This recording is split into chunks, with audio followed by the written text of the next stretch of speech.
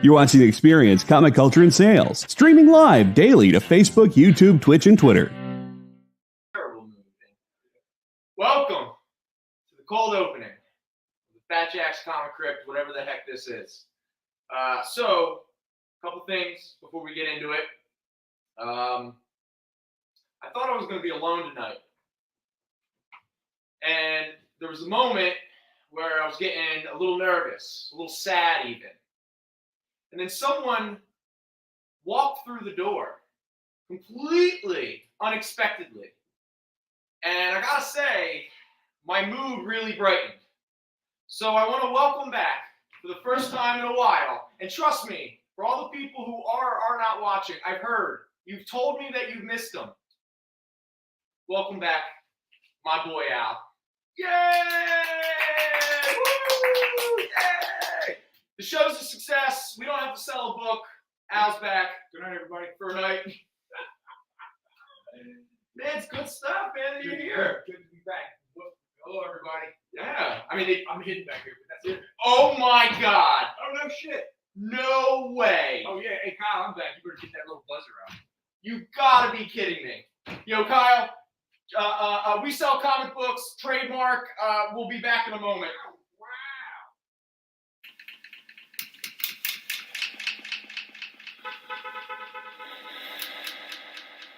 Hello, hello, hello, hello, hello, hello,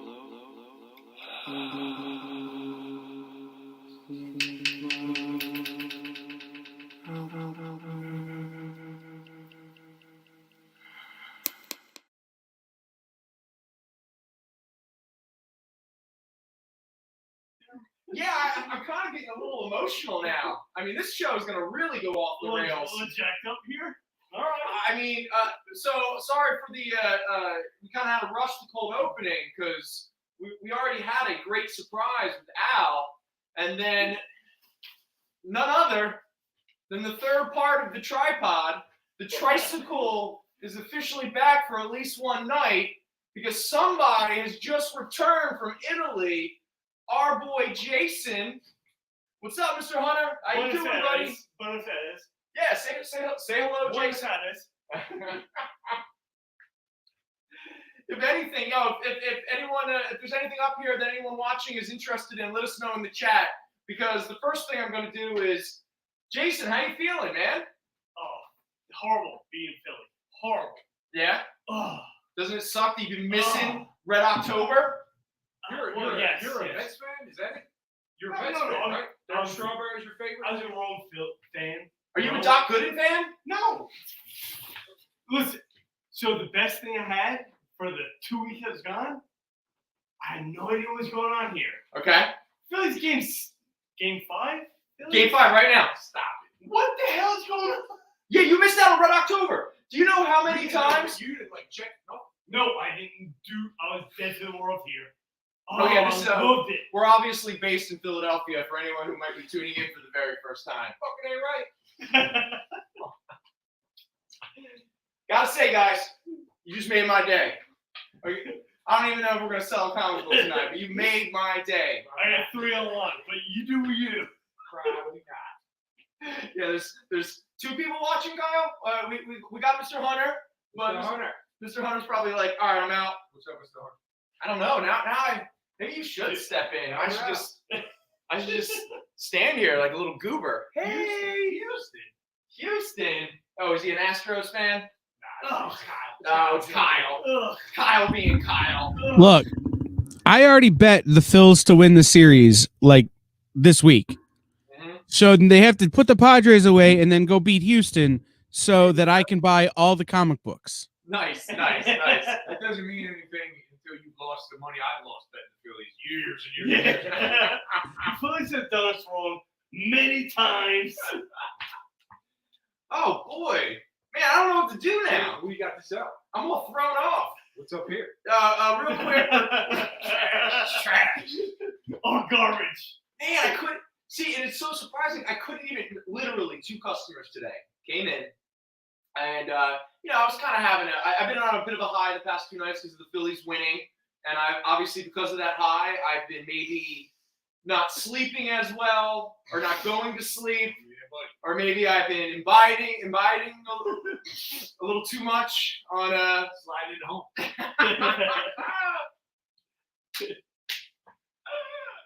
I remember why I like doing this. But so This is fun again. yeah, well, yeah, woo! But yeah. So I was, I don't know, I was kind of feeling down. I was anxious, waiting for the Phillies to start. 2 customers come in, and separately, and they each say at different points, they're like, "Hey man, sorry, I haven't watched the show in a while." I was like, "Oh, it's no problem. Like, yeah. I really miss Al." And I was like, "Stop." I was like, "Okay, yeah, sure, no problem. I understand." Nobody's ever said that. No, wait. Hey. Wait. He's been crying about it this entire time. There's, never mind. It's been a lot of missiles. Yeah, it is. No, I'm very joking. And again, like, I didn't even know that you were calling in all those times because I did call in a few times with the playlist. With the playlist, yeah. Well, there's one night that he was like, "Hey, I'm gonna see something jacked up." I'm like, don't do that to Brendan. He's doing well. To be fair, I also got a little frustrated at times. I know things were being claimed by a lot of people. But I'm gonna leave that and let it lie. Oh man, but yeah, because like I remember when like I've been having a blast. You know, my Roland, who lives in my basement. You know, he's been working on this stuff. But once they're done and everything, I've been having like real enjoyment listening to all the mixes. I don't think anyone else other than Kyle even has access to them. I don't know how to. If they're on spot, I have to like. I don't know what I'm doing. I don't know how to find it. Yeah. Well, did we have luck with that first one and put it on YouTube? Oh no, it was just for. I think Kyle's putting on Spotify for a while. Well, no, it's on Kyle puts out the link to Roland's profile or account or whatever. I think it's you're good. Hey, Mr. Bird, how you doing, man? Everyone is here tonight. Oh yeah, see so Kyle. There's only one so far. One volume is not finished. Is that volume? It's the New York one. It's the one where it's from the show when. Yeah, volume 15 is still a mess. Yes, 15 is still a mess. But that's volume 14, which we shared out last week, and I'll share volume 16 a little later. It's done as well. Yes. And we'll just pretend like 15 didn't happen. Hey, again, Roland is a little temperamental. That's why we're friends. Damn it, Zanin. Damn it, chat, Zanin.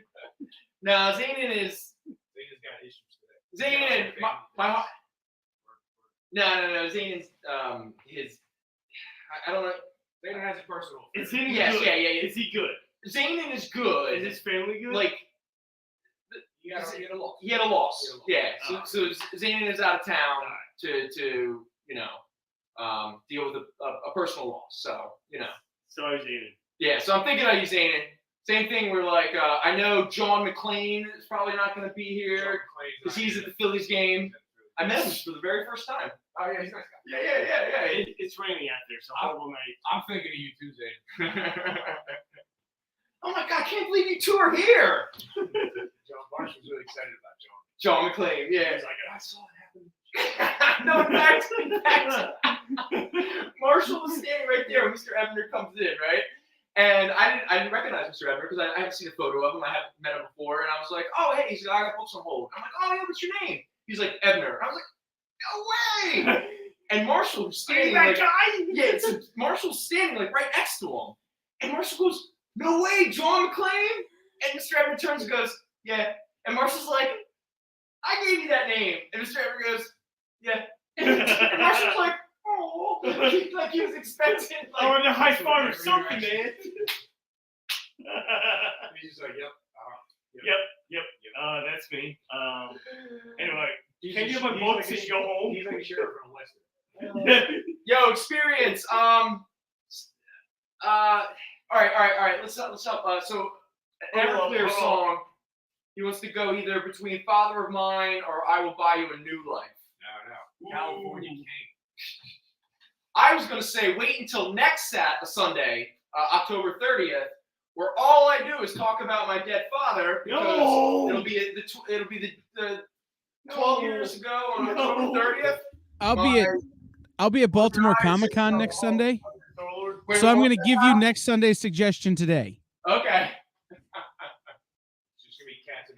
saw Star-Lord and Cassidy Praise Silver Spoon. It's a lot of Titus Andronicus, two old friends and new. You don't usually talk about that. No, it doesn't come out. Never. No. I don't make veiled shots. You know. You don't shout from the front door to people on the street. No. My father's. Anyway. Oh man. It's nice seeing you guys. Hey, dude. It's fun to get you here. I'm gonna be weirdly vulnerable. I really miss you, dude. Oh. Do we take group hug on camera? Yeah, sure. If you can con Alan to doing it. No, because I didn't realize. Let your erection go down. So Jason, what is I'm saying that now. That's what's still spinning. Jason, have you been doing this for like coming almost regularly for like over a year? A while. It's been a while, right? A while. So I guess I didn't realize that we were creating this like consistency. It's been. I feel like when Mr. Chamberlain was in town that time, because that was in the fall. That was about a year ago now. Right. I remember that. And you've been coming in for a while since. A little then, bit. A little bit. Summer at least. All right. So there was this consistency. So I found myself like the past couple of weeks, I'd be walking home and I'd be like, I feel kind of like sad. And then I went, wait. You left legs like limping. I'm all by myself. Which usually I don't mind, but. Yeah, stand next to me going, I'm drunk talking like, hey, this show, we had a great time. Do you walk like with your hand in his back pocket? Oh, no, I go, hey, buddies, we had fun. How's everything? It was so much, I enjoyed myself. He goes, yeah, stop talking, please. But again, like I've just realized that, especially the past 2 weeks, because the first week when Jason was gone and the ghost of Al doesn't really interact as much. He's just here. His presence is here. Just like regular Al. Yeah. The hole that just exists. Whoa, it's Zayden! He is in the chat! Zayden, look who's here! It's Al! Jason's here!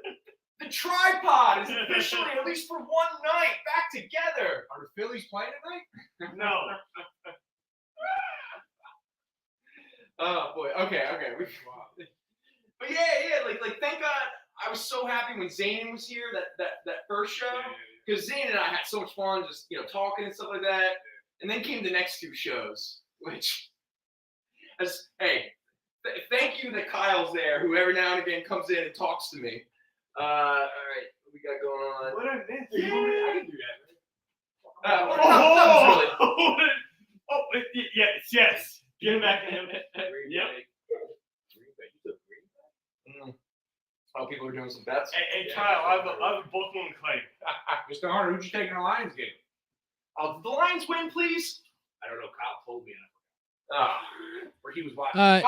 24-6, the Dallas Football Cowboys have defeated the Detroit Football Losers. Oh, dang it! Why can't Detroit ever do anything good for Philly? It's Detroit. It is. Hey. You could have stopped that sentence at why can't Detroit ever do anything good? It's Detroit. Watch it. It is Detroit. I mean, Are the Detroit Lions? Who cares? It's Detroit. No. There's a certain grouping of teams that have never been in the Super Bowl. Forget won a Super Bowl. Have never been. In the Super Bowl. Detroit Lions, Cleveland Browns, Jacksonville Jaguars, and the Jags. Yeah. Those are the three teams that have never been to the Super Bowl. The Jags are the newest team of the bunch. Right, and I mean technically now the Washington Commanders haven't been to a Super Bowl. It's crazy though, because Barry Sanders is like one of the all-time. He's one of the all-time fucking greatest players all time. Like it's crazy. All time. And in fact, don't forget Megatron. I mean, he was an unreal. And the amazing thing is you have these two unreal players who retire before it's really time. And speaking of time, I guess, so in case Mike's watching and he's like, why am I paying this idiot? Let me at least let you know what we have up here. And then we can just kind of go through the show. If there's anyone joining us for the first time, you don't know how this works, claim sales show, claim a book in the chat, and we'll go from there. We're here in Philly. We got a shop over in Jersey, and we obviously ship. But we haven't done that in a while, have we? Except for Gary? Yeah, very frequent. Yeah. But we do shipping is starts at $9. Is that right? Mhm. I don't remember what we I hope so because that's what I've been telling people. I haven't had to ship anything small, so it's usually. Okay, cool. What are you doing? What's that? What are you doing? Hey man, Mike's not Get paying right me. back in the swing of things. No. I was back in the show. Al's out of pocket. I was on the show again. Mike's not paying me to be. Yeah. No, he's I not. was coming back. You couldn't even text me and let me know you're coming. No, I wouldn't be surprised. You couldn't even text me and let me. No, in all honesty, I really didn't care about the text. no. I flew in yesterday at 3 a.m. Okay. 3 p.m. So you're punch drunk No. and drunk. I woke up at 4 o'clock this morning. I was like, Did you do some burpees? no, I just. I should have gone back to sleep. Oh, I love Rome. I'm moving. I'm done. Oh, okay, here we go. Everybody's. Oh man, there it is. It's already starting. You know why we never talk like that? Because we don't take vacations. Yeah. Everybody comes. I'm moving. Oh, you know, I'm moving. yeah, comic book stores in Rome, a lot of anime. Yeah. Well, anime or manga? Because Manga, it's manga. okay. Just Not manga. Like hey, this is a not live stream comic show. We have to give good. Sorry. information. What do they do over there for Indigenous Peoples Day? Do they celebrate in any way? Not what? Stop. Back up. So Columbus does not exist. All right. It's just sell the books. I'm selling. Man, I can just sit back. You're gonna get me mad about the whole way. You could just sell the book. The books will just sell themselves. Yeah, I'll just hold up stuff with these two argue back and forth. All right, but real quick, let's. Yeah, buddy. I don't even know how to start now. They got books up All right. there. Okay, real quick. Wolverine. Because I realized I've had them for a while. Some Italian guy asked for the Red Suns. Some Italian guy? Not in chat. He checked it. That's right. Not in chat, buddy. What? No, that's not funny. Oh wait, did you? Oh no, I didn't check. Oh, okay. Yeah, but All right. It didn't come through yet. Yeah, it hasn't come through the actual chat. Instagram. I guess- you can't claim through Instagram, dude. You gotta be fair and claim on the chat. Especially if you're not gonna let me know you're back in town. Yeah, no, you can't do that. Yeah. I said in Italian too. That's poaching. Stop trying to usurp the system, Jason. Yeah, Jason. What? Use the system, man. That's why. Relax, the system Kyle. exists. Relax. Yeah, that's why it exists, Kyle. Or You could at least Jason. brought me back a lasagna or something. Pull up the raps. So if someone claims them, call or in the chat. All right, real quick, here we go. For anyone who's not aware, DC did this whole concept called the Elseworlds, where different variations of famous characters and new settings or circumstances. Obviously, one of my all-time favorites is the Batman Gotham by Gaslight, but probably the most famous Superman Elseworld story is the Mark Millar Superman Red Sun. Pretty much the basic concept is instead of Superman as a baby landing in Kansas, he lands in Russia, and we get the Red Sun. Now, to be very honest, Mike dropped these on me a couple days ago, and oh, they've been claimed. Okay, so they've been claimed, but you finish what you're doing. But the Red Suns are claimed. all right, excellent, claimed. And if everybody could please like and thumbs up in the chat, Oh yeah, that's a thing. just for old time's sake. Just someone asked me why I don't do that. Why are you asking me that question? All right, real quick. So for anyone who might be interested, in case you change your mind, because we haven't mentioned the grade and price, all three. This is a 3-issue mini-series.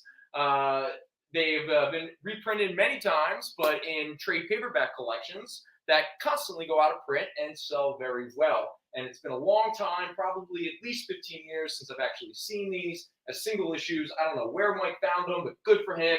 Maybe he was digging around the Greg hole. But here we go. High-grade copies each. Number 1, let's just show off the covers, just have some fun. Even though, obviously they haven't claimed, but there we go. Take a quick look. It is Red October. It is Red October. That's a song too. There you go. It's a movie too. Yeah. Hunt for There's like a hunt for it. So all 3 were claimed, right? All three were claimed. Wow, all 3? Yeah, that's great. Right. Were they claimed in a foreign language? No, but I'll put them in the dusty pile of books that have been claimed by this gentleman and having the big. Oh, you mean all the books that take up an entire box? This giant box over here full of these Not books. from Google, Yeah. man. Yeah. Is that now? Is that the beginning of a 3rd bag? see this. You know what? Yeah. No, I think it got put back. All right. Well, either way. Yeah. What? Either way. No, you're good. Oh yeah, for anyone who's Unsubscribe. watching who's never done this before, Unsubscribe. Unsubscribe. we're always looking for playlist suggestions.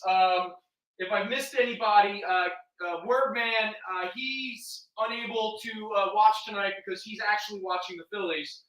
So his song suggestion was The Masked Man and the Agents, One Eye Open. Me, because at the time that I wrote this, I was feeling this way. I went with Spaceman 3, Losing Touch with My Mind. And Kyle came in with Everclear's AM radio. Oh, the Phillies pull. Is the score still 2-1? Yeah. All right. All right. And the other one. All right. Oh, cool. Nice. Yeah. Nice. All right, real fast. I imagine most of you recognize what this is. It is the very famous wedding issue annual of Amazing Spider-Man, annual number 21 from 1987, with a beautiful John Romita Sr. cover. This is the issue where obviously Peter and MJ get married. It's a book that recently has kind of drawn attention again, and I'm not exactly sure why, and I'm not going to speculate. But I've been seeing increase copies sold online recently. This copy is a very fine plus at $26. Another thing that I don't know if it's a joke or not, but of course, people who speculate about comics get really worked up because they're always afraid of losing out. But Sacha Baron Cohen has been talking about maybe playing Mephisto in MCU. Now I got Do the voice. I would love to see what voice? Come on, do the voice. Which voice? Come on, That's not. I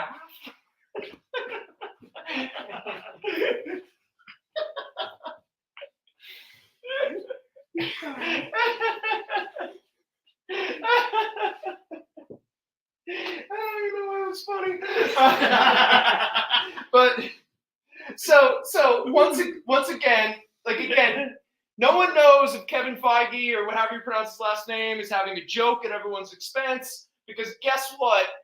Any character or book connected to Mephisto is hot. It's hot again. It's trending. Books are hot. They're hot. Books are hot. And one of them is not about Mephisto, because Silver Surfer number 3 is a very expensive book. But his son, the bastard child of Mephisto, Blackheart, this is his first appearance, Daredevil 270. This is a very fine plus, $30. But to be fair, this is a book right now that is having a spike. We're not pricing it based on the spike. This book already has good value that it's stood behind for at least the past 2 years. It's a keyring book. It's like a modern. Isn't that what Gary Lyon calls it? The keyring. But there was only one first appearance in that book. Yeah. The keyring. But it's like a modern book that had. Oh, does the keyring have to have multiple? Yeah, it's got to have the multiples. Oh, that's stupid. It's just a modern key. No, I don't go by that. That's a dumb thing to say. Ignore him. Ignore me. Well, okay, so if anyone feels like we haven't taken shots of Jason enough tonight, well, don't worry, because we have a newsstand edition of Incredible Hulk 300. This is a very fine at $24. This is the issue where pretty much all the superheroes gang up on the Hulk, and I think Doctor Strange figures out the only way they can get rid of him, because they haven't figured out shooting him into space. So instead, they throw him into inner space, or this is the beginning of the Bill Mantlo. Actually, inside Martin Short. With a lot of Sam Cooke songs.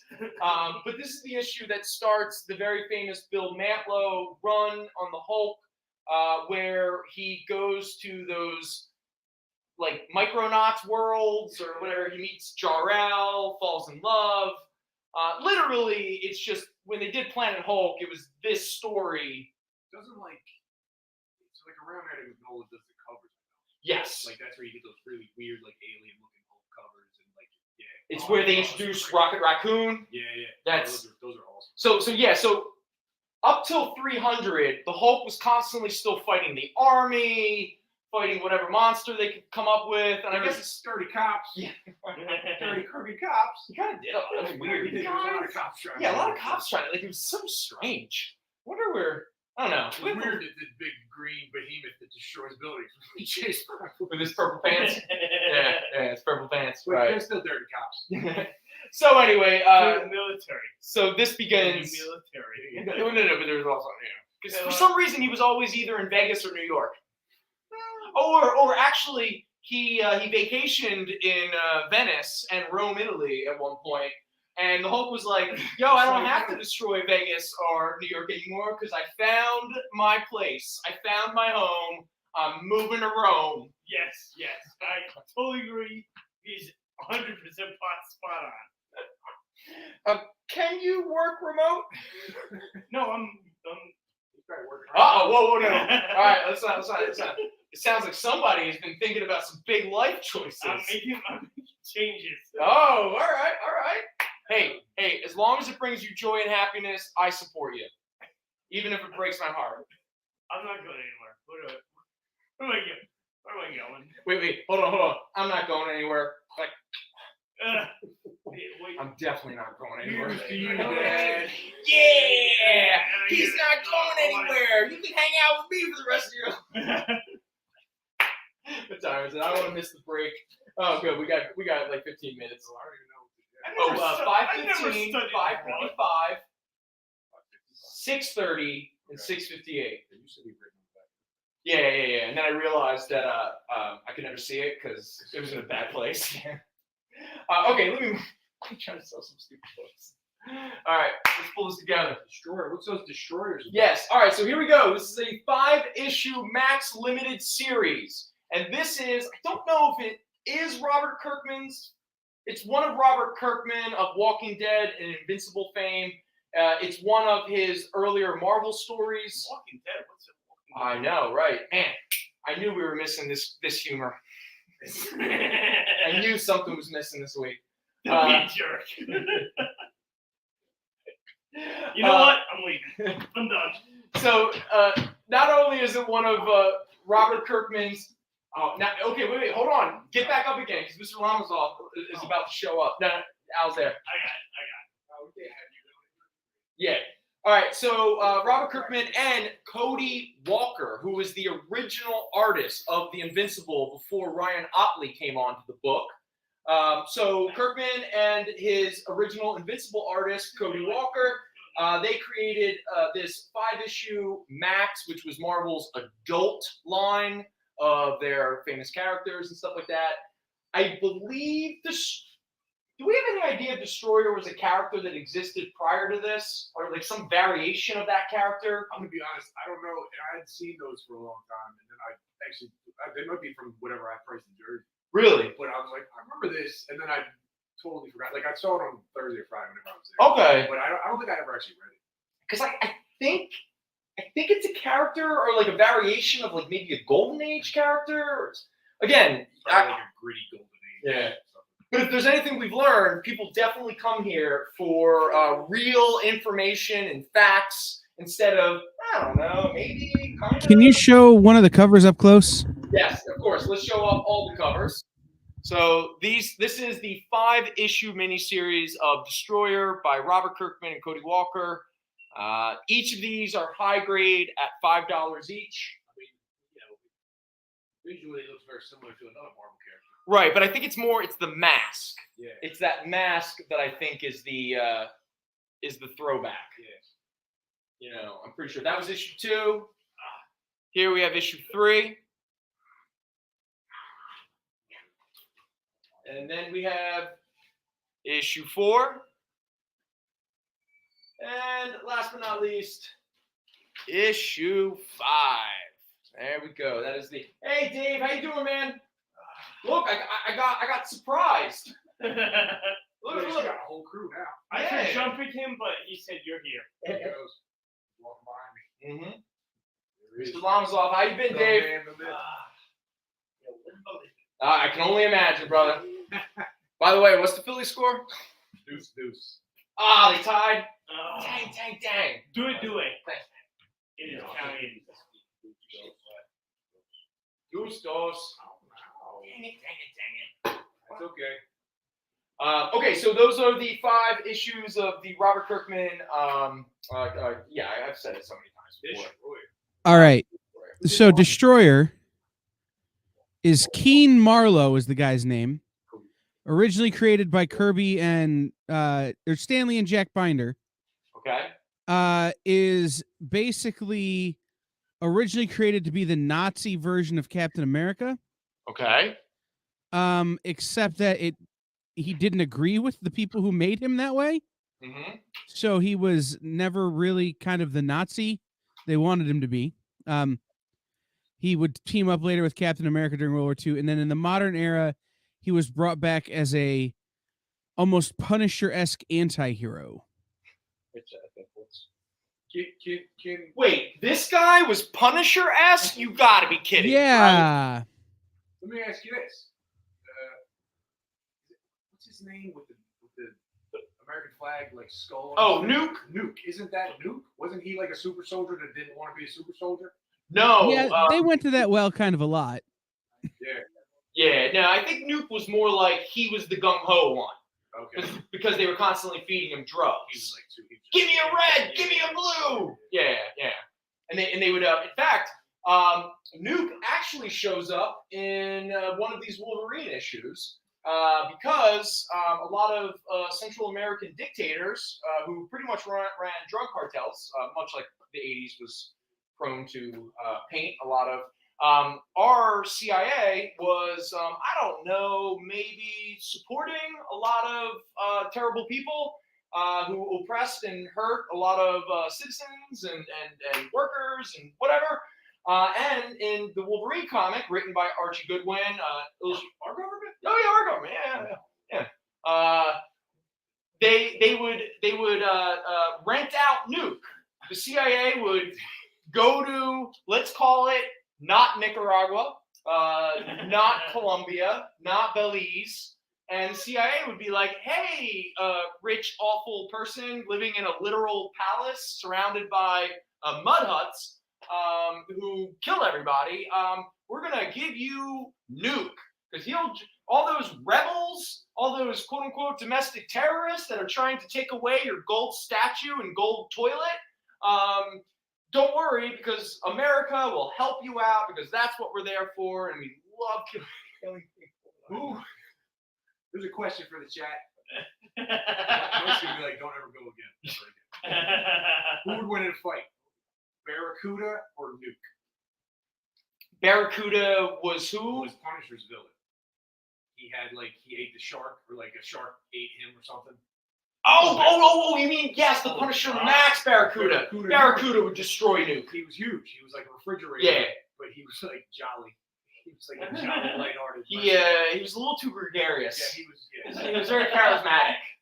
Yeah. In fact, in all honesty, one of my favorite Barracuda moments of all time is in the Barracuda miniseries, where he, with the kid with hemophilia, and they help it out, and the kid survives, and at the very end, Barracuda slaps the kid on his back to congratulate him, and then just blood just starts pouring out of the child. Yes. And Barracuda's like, oh well, oopsies. Oh, there we go. There, nice, very cool. That's a good miniseries if anybody checks it. Very much. You know what would be actually a fun, somebody fun for Nuke to fight? The dude Bushwhacker that we've talked about. Yes. Ooh, with the arm. With the arm thing, and it shoots the gun. I always get them confused. I always get them like mixed up. Okay. Because they're just big white. And they were both introduced in Daredevil. Yeah. Bushwhacker and Nuke were actually both introduced in Daredevil. Nuke created by Frank Miller, and Bushwhacker created by Ann Nocenti. Yeah. Okay, so speaking of the 80s. And you know what, I can't say anymore, but those are my 2 favorite Daredevils. Oh, yeah, easily. But I don't really I hear the new Daredevil's amazing. Like, Zdarsky? Zdarsky, yeah. Is it true, like, did Matt and Elektra just get married? I think they got, like, secretly married. Yeah, it's in one of these books. You gotta buy it. Wait, here, hold on. I don't know, but if it did, didn't it just come out this week? Yeah, I think we sold out. It probably did happen. All right, it's sold out. It's gone. Very cool. Okay, all right. I tried. If you're watching I mean, if Disney, people subscribe to Daredevil, then they wouldn't miss it. All right. So, all right, we got. It just happened. Thank you, Mr. Burrows. Mr. Burrows. Wait, Mr. Burrows is in the chat. What's up, buddy? You forgot the Phillies were playing. Yeah. Everyone's like, wait, why are they here? He's a kid. He can't sit down for a baseball game. Oh, that's a good point. Trying to get a kid to watch a baseball game. They're like, Daddy, why isn't anything happening? You're like, no. It's all in the. It's happening. This You're watching yeah, that. it's has been poetry. a very quick game. Yeah. This has been a very quick couple Is it of 2-2? innings. Still 2-2? 3-2, not good guys, middle 7. Dang it. I will say this: Dominguez was throwing so hard that the Phillies catcher could not catch the ball, Really? and that is part of the problem. It is raining there so hard. I'm sure you know. Is it really? But it looks like they're playing in a active shower. That's okay. There's Like- It looks worse on TV than it does here. When do they play again? Are you serious? They're gonna fly cross country and then play a game tomorrow? Yeah, that doesn't make sense. Well, unless the MLB is just like whatever. It's about money and radios and stuff. It's gotta be Tuesday. I don't know. I could be wrong. Oh, I can't think about it. I'm so distracted by the game You that, can be wrong. that I'm not even You're paying You attention. better sell some books. Oh, yeah, I gotta sell books. All right. We sell books. All right. We sell comics. Yeah, you've been gone too long. You already forgot our slogan. Yeah. All right, real fast. So I'm gonna burn through these Wolverines, and then we'll get to some $1 comics, some $2 comics, some Halloween stuff. I didn't come up with any games tonight because I don't know. I wasn't feeling very motivated or inspired. And obviously I've been very distracted by Red October that somebody didn't even know was happening. The hell's Red October? Tuesday.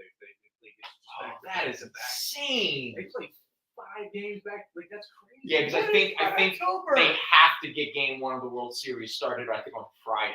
What is Red next October? Oh no, yeah, this coming week. Yeah, No kidding. but Game 1 has to start on Friday. What the hell is Red October? Oh man, come on. This guy. He wasn't around when I carried a bat. That's why we're losing. I haven't been carrying around a bat all show. Yeah. Is that was why the bat was out last week? Oh yeah. I've been walking around with a bat. I thought Mr. Lamazon was getting handsy. Nah. It's. I thought he was doing some squeezing. I consented to that. That's fine. Okay. He has a delightful touch. All right, so let's just burn through these Wolverines. We've had them on the show before, but these are all high-grade copies of a fun late 80s, very early 90s run of Wolverine with some really awesome covers, some great artists, all that kind of stuff. First up are 2 one-shots. The first one is the Jungle Adventure, the Walt Simonson, Mike Mignola one-shot. This is where Wolverine goes to the Savage Land, has sex with a really large woman, becomes the god of a Savage Land tribe, and then fights the most obnoxious Apocalypse I've ever seen in a comic book ever. I don't think Apocalypse has spoken more words than occurs in this one comic book. I love that one. Yeah, Like I had it at a far too young age to, I didn't know what was going on. But I was like, this is great. Whatever that, because like, just naked. Oh, well, and they do the thing. It's sort of like a Batman Son of the Demon, even though there's no rape. Everything was consensual in this book, at least. But at the very end of the book, it's very obvious that she is holding Wolverine's baby. Oh, yeah. And he starts off like he just comes out the mist and like picks up a lighter. It's like, oh, okay. Yeah, because he's looking for his lighter lighter. or something. It's Right. like the most random shit in the world. But the crazy thing is Apocalypse, while he's just monologuing constantly, he even mentions, he's like, yeah, I stole your lighter, I found your lighter, and I knew you would come looking for it, so I put it on a rock, and a tribe decided that it was like the Black Monolith from 2001, and I was just, and the whole time I'm like, wait, how did Apocalypse even know anything about a lighter? What is going on? We just got looking for logic. And there's even a moment where it's trying to tie into the status quo of S.H.I.E.L.D. at the time, because Wolverine even mentions that he's like, sucks I lost my lighter because S.H.I.E.L.D. isn't like it's used to, and I'll never be able to get another one. And I was like, what was going on? What was happening to S.H.I.E.L.D.? Was that during the Nick Fury versus S.H.I.E.L.D. miniseries? I bet you it was. What year was this? That would have been like 88, 89. It would have been that, and I think the Bob Harris first stuff was like right before, like Right. years earlier. Okay. So Zippo So, makes yeah. a lot of lighters. No, it's not even a Zippo. It's literally a Bic lighter where Nick Fury goes to my friend Nick, and it has a little shield logo. You know, the secret spy agency. They give out Bic lighters with their symbol on it. He was wearing a fanny pack too that said "Shield." The lighter you get in a bodega in the city? Honestly, Poppy stores have them all over the place. and the crazy thing was, it was like a teal color or something. It wasn't even like a red or a black or a white kind of like lighter. No, it was like very. He used a Poppy store. Why is your cat sleeping on the bread? Can I get a lighter? Oh, shield lighter. Oh, great. Thank you. Jason, Man, what exactly did you just say? that was amazing. You learned Italy? I mean, you learned Italian. Fuck that one up. You learned Italy. You learned Italy while you were there? How do I come out like the asshole on that one? Ah, I miss you, idiots. All right. So real quick, so feel worse. a couple years later, we got another Wolverine one-shot, illustrated again by one of the great comic book artists, especially at the height of his powers in the 80s and 90s. Alan Davis and his commensurate, I don't even know what that word I just said, but his longtime colleague in art, Paul Neary. This is the Wolverine Bloodlust one-shot.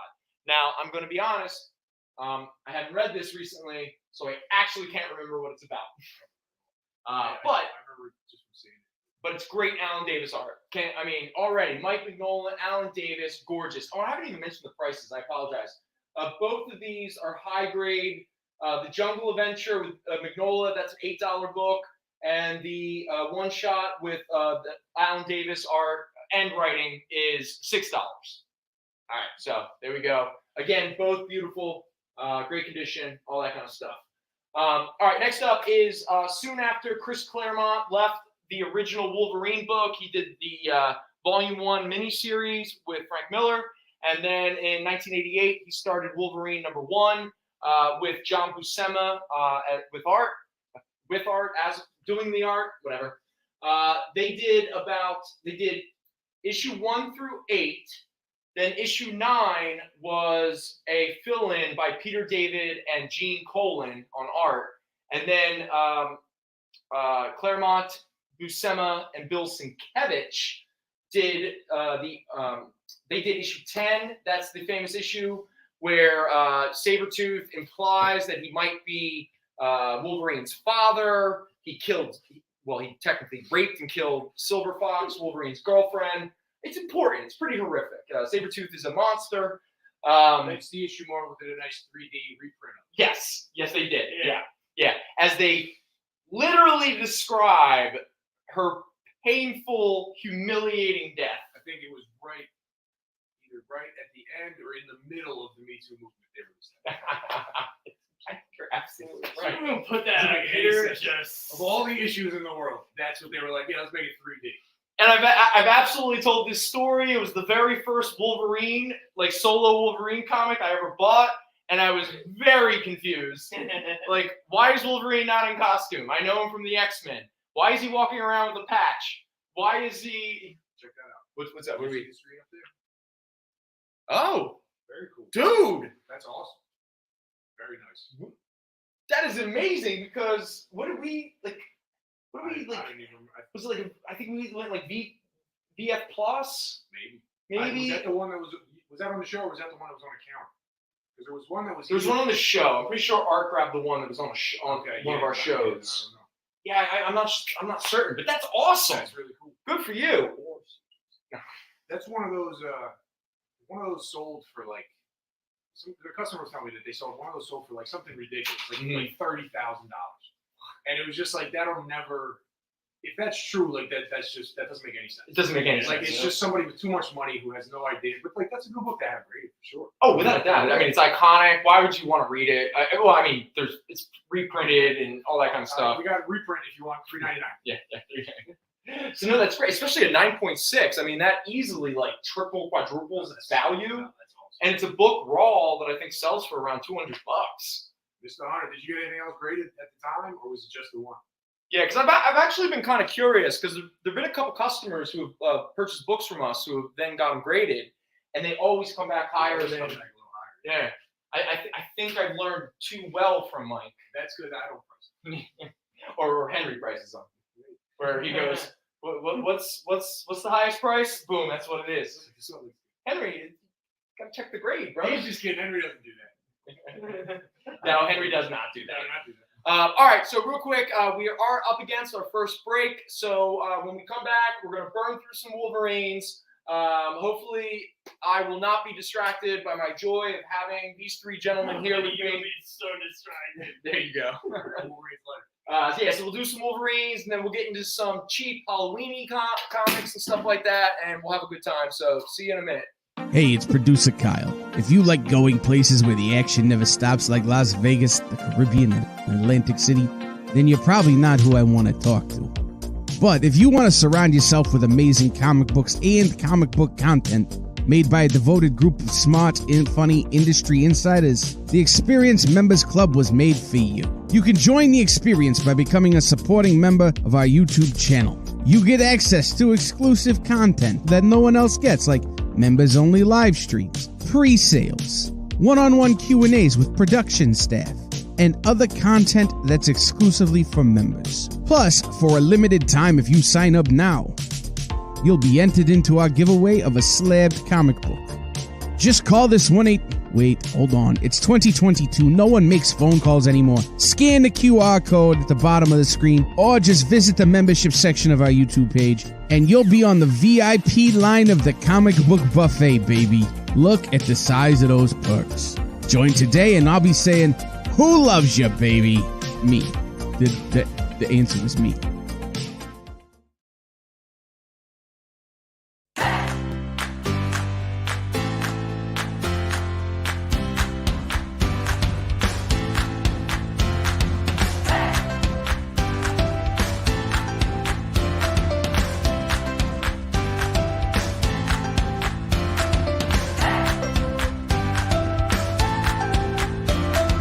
There's something for every imagination at your local comic shop.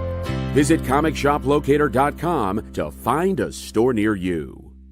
Did you know that every Experience show, including some exclusive content, streams on Twitch? Check it out, twitch.tv/the_EXP. Or just scan that QR code. What's up? It's the word man, Gary Lime. That's Dave Proch. You're checking out Fat Jack's Comicrypt on the Experience now.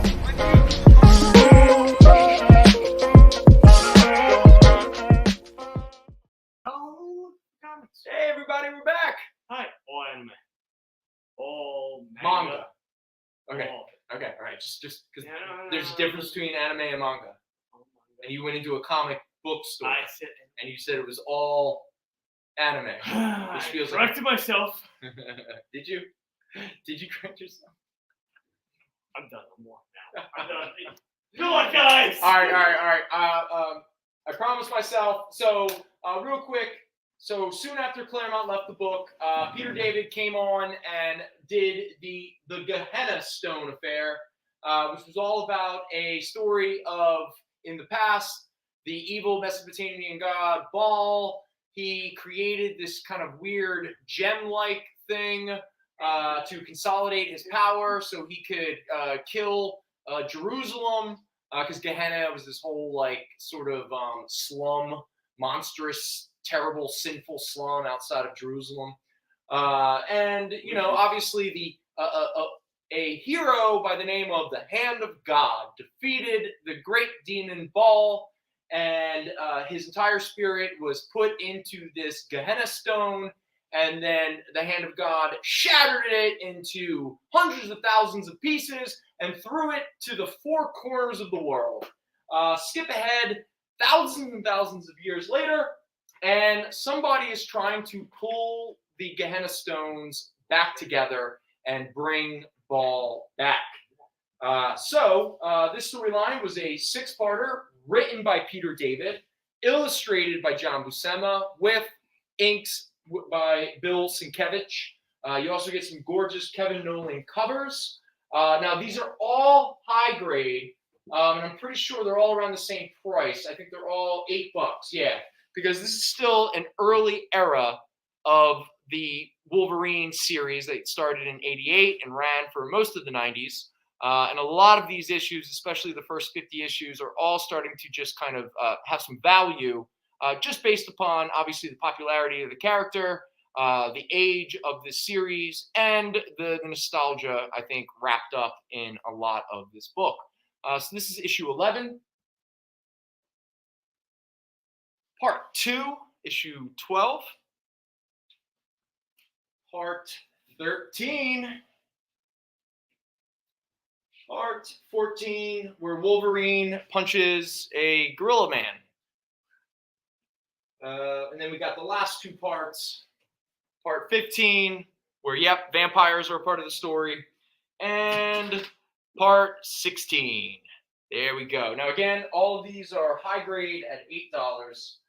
And then we get into the storyline that we've definitely talked about before, written by Archie Goodwin, illustrated by John Byrne and Klaus Janson.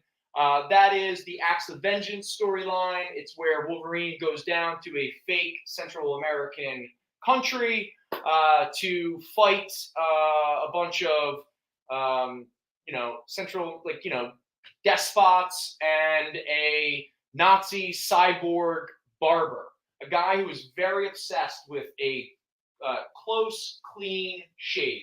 It comes up throughout the storyline. It was to the point where I thought I was reading the Jake Fury Defenders storyline, where Jake Fury is constantly going for a beer run.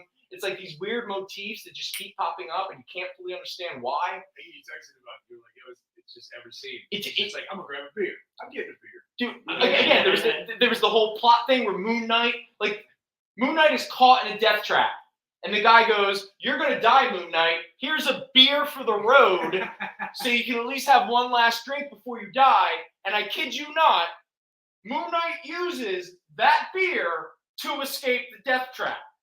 So the beer is a constant plot point. It is. There's a whole moment where the plot wouldn't have even, there would have been no conflict. It wouldn't have started if one character didn't go on a beer run and run into another character. I mean, that's just good writing.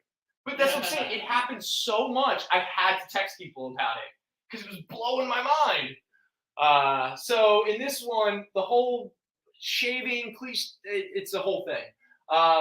But this was also the storyline where you got super cocaine and Tiger Shark shows up and is really cool. And I remember this storyline very fondly. Now, admittedly, we do not have issue 17. That's the very famous cover of Wolverine jumping towards the camera, which would be repeated by Jim Lee about 10 issues later, but we'll get to that in a moment. So we are missing issue 17, which is the first part of this storyline, but we have the rest of the storyline. So these are all high-grade copies at $7. Here is issue 18. Again, some great John Byrne art, inked by Klaus Janson. Issue 19, beginning the Acts of Vengeance, being connected to Tiger Shark fighting Wolverine. Is that issue 20? You got an epic recently? Was it this? Yeah.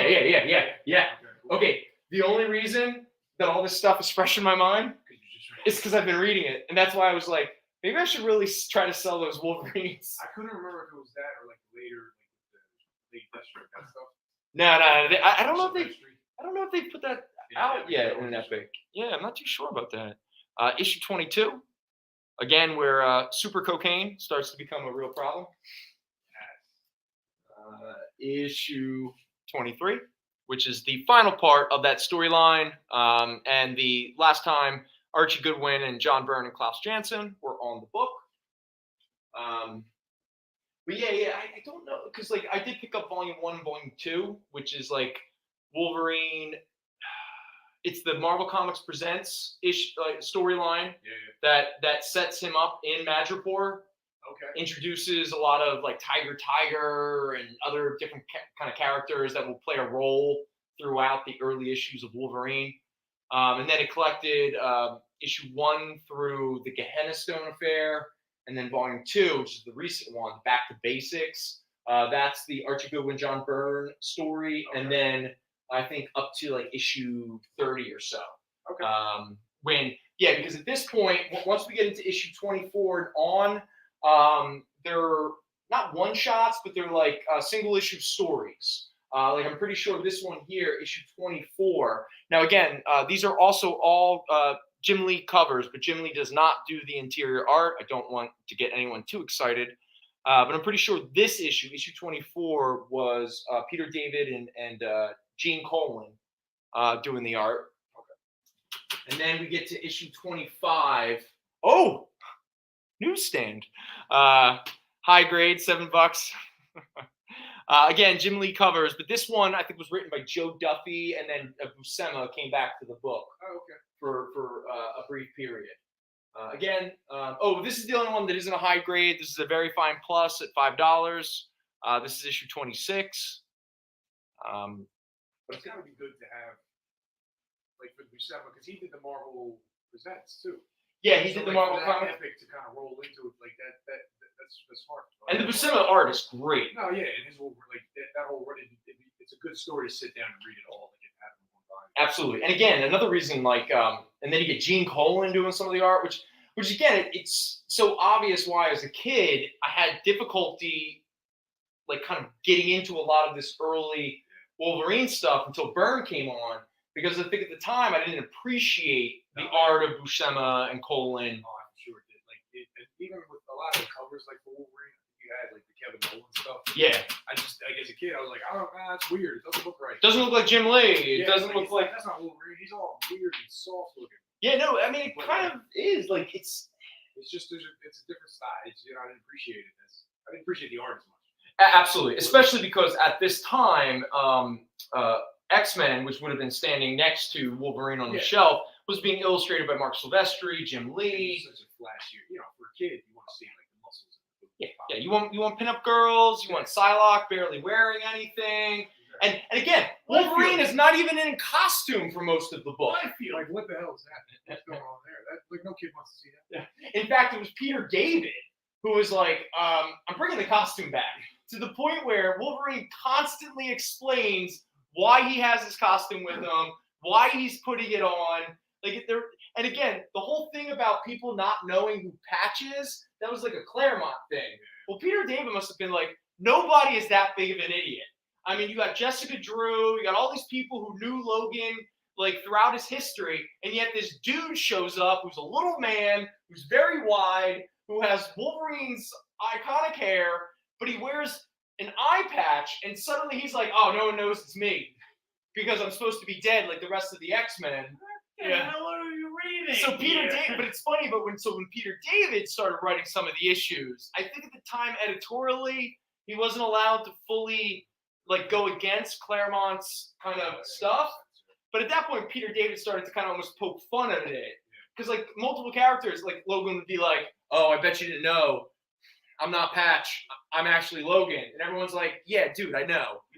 And everyone's like, oh, and he's all like, well, I don't get it. Why didn't you say anything? And everyone's like, I guess you had a reason to lie to us. But c'est la vie. It's like, all right, now, one of the later books that actually has some real value to it, but the value, just to be honest, is all based upon the cover. The cover has become a very iconic, cover image, to the point where this is the cover that shows up on the Epic collection, Back to Basics, that we've just been talking about. It also has appeared in many advertisements for Wolverine or Marvel Comics. It's appeared in, I think it probably showed up on Slurpee cups for all I know. But again, it was probably for like video game, actually, Nintendo game. I think you're absolutely right. I mean, You look at this cover, right? And what? And this is the one we're talking about, Wolverine number 27. This is the first part of the Lazarus Project story, but more importantly, it is a very famous, iconic Jim Lee Wolverine cover, and that is also why this is a high grade at $20. That'd be a good book, just to, because the story's decent, but like just to have it, just to frame it, like for guys that like get stuff framed, that's just a classy move. Yeah. I think it speaks volumes to someone who would buy that just to frame it. And again, like we talked about the Wolverine #8. That's the one with the Hulk and Wolverine on the cover, wearing the tuxedos. Yeah, the tuxedo, the white tuxedos, and stuff like that. That book's like $80, $100 book. Like actually, sometimes I've seen it selling for a little more than $100. Just for that cover. The value is only in the cover. Like nothing else. I mean, it's a fun issue. Oh yeah, but it's not.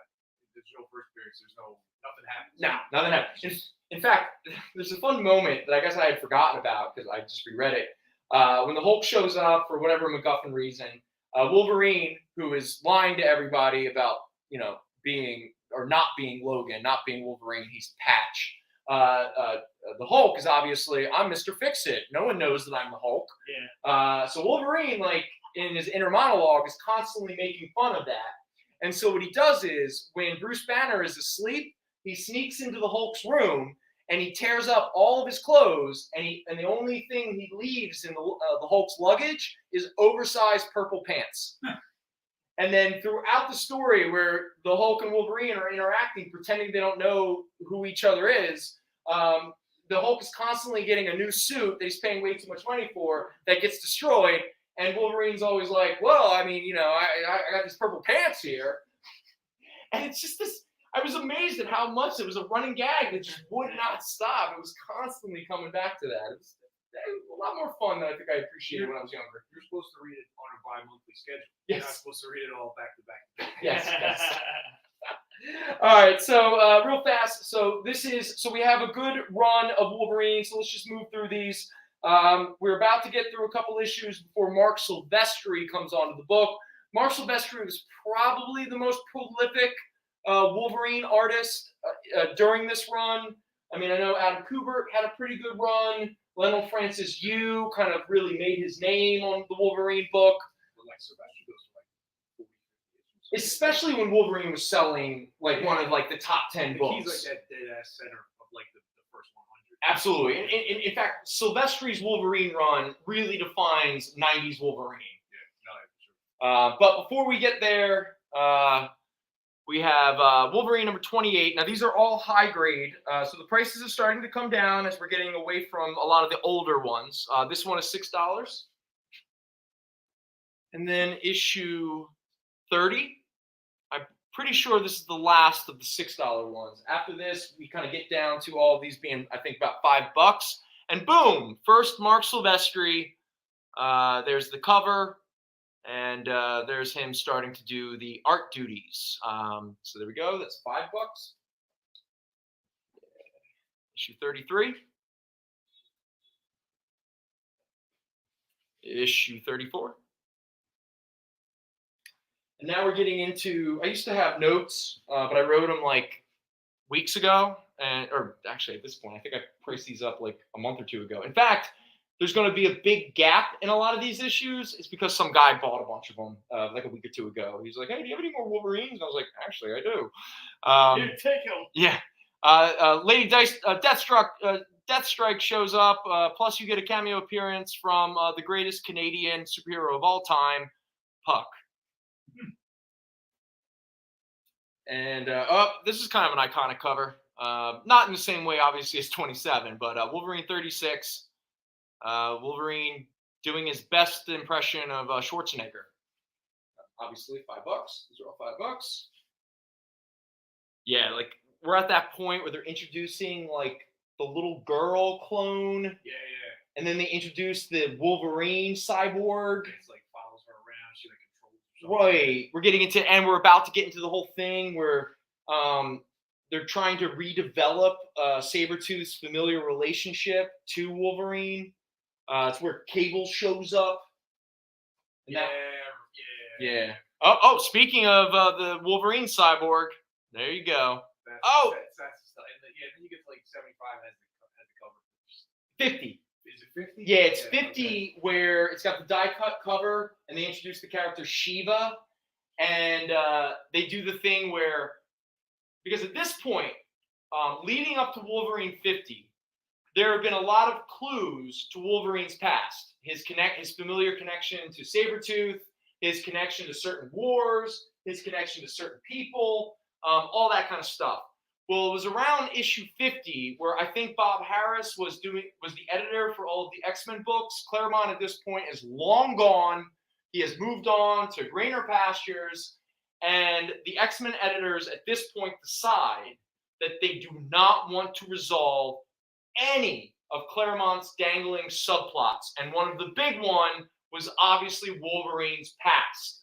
So I can't remember I don't know if it was Scott Lobdell. I apologize. I can't remember the writer at the time. By the time they got to issue 50 is where they introduced the concept that all of Wolverine's memories up to this point are all memory implants. They're all fake. So it was like editorial went to the writer and went, yo, so we put in a lot of seeds to Wolverine's origin, but Claremont's gone and he never really told us what it really was.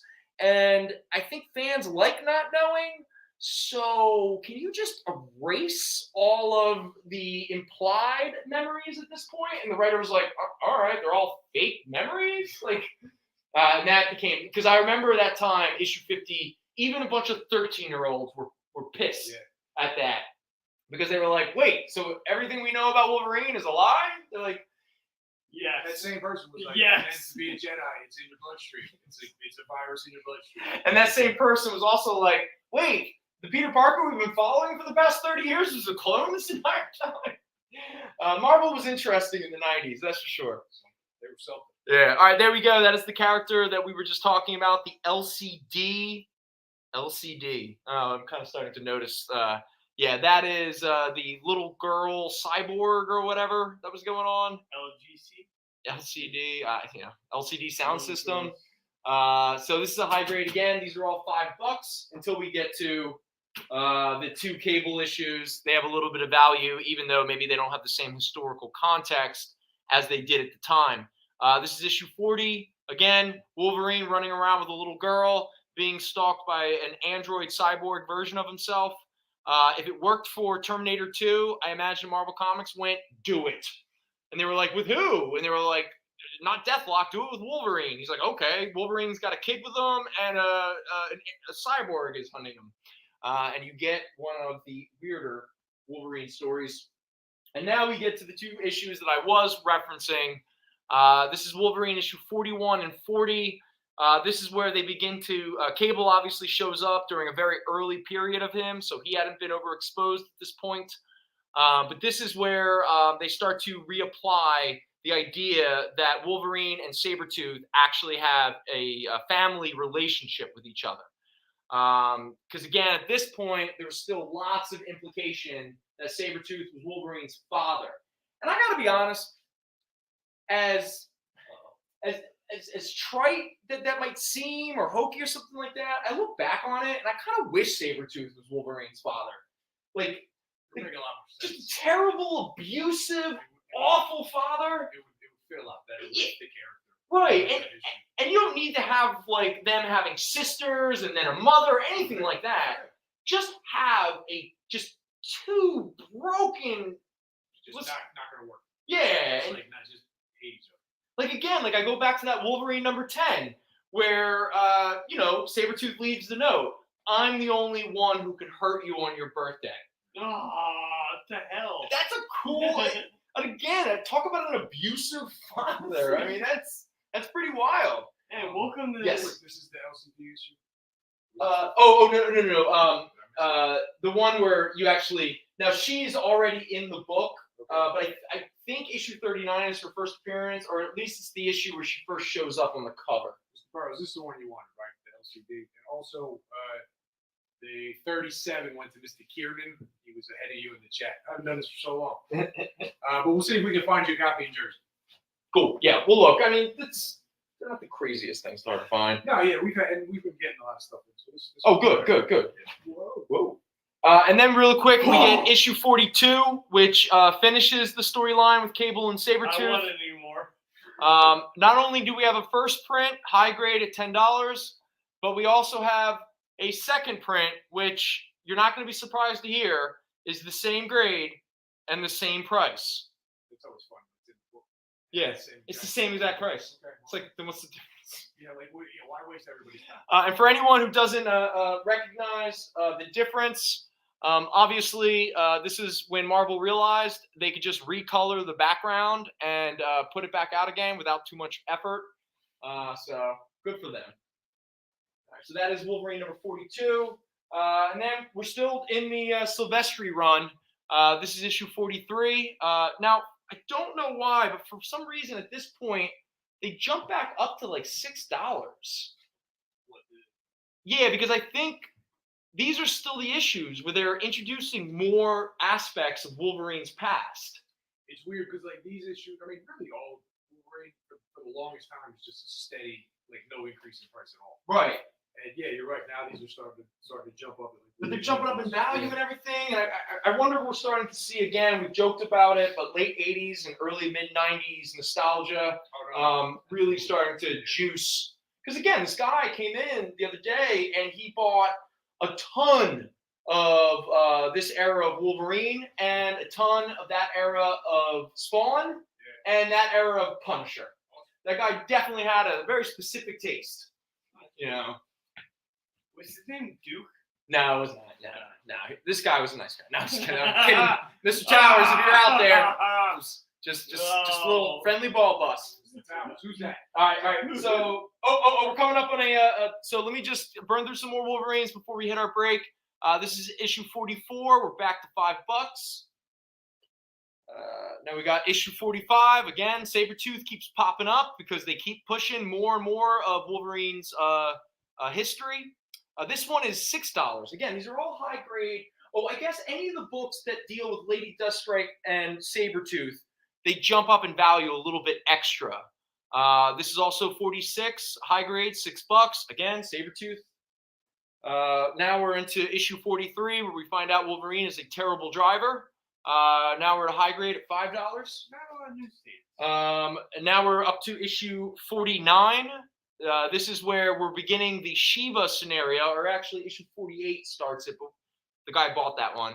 But this is the issue where we're finding out that the journey continues, if my life be a lie, which seems like some foreshadowing that Marvel is about to take back every detail they've ever said about Wolverine's past one issue from now. And regrettably, I apologize, we do not have issue 50. That was another one the dude grabbed the moment he saw it.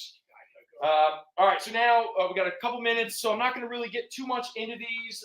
Andy Kubert starts to show up in the book. Derek Robertson starts to do some of the art. Mark Silvestri does some covers and a little bit of things. But we're at the point where Derek Robertson and Mark Teixeira are about to do a lot of the art. So let me burn through these real quick before break. This is Wolverine number 51, high grade, $6. Issue 52, high grade, $5. Issue 54, Derek Robertson's first art duties on the, but he doesn't become the regular artist for a couple more issues. High grade, $5. Derek Robertson is obviously of The Boys fame. Wolverine number 55, high grade, $5.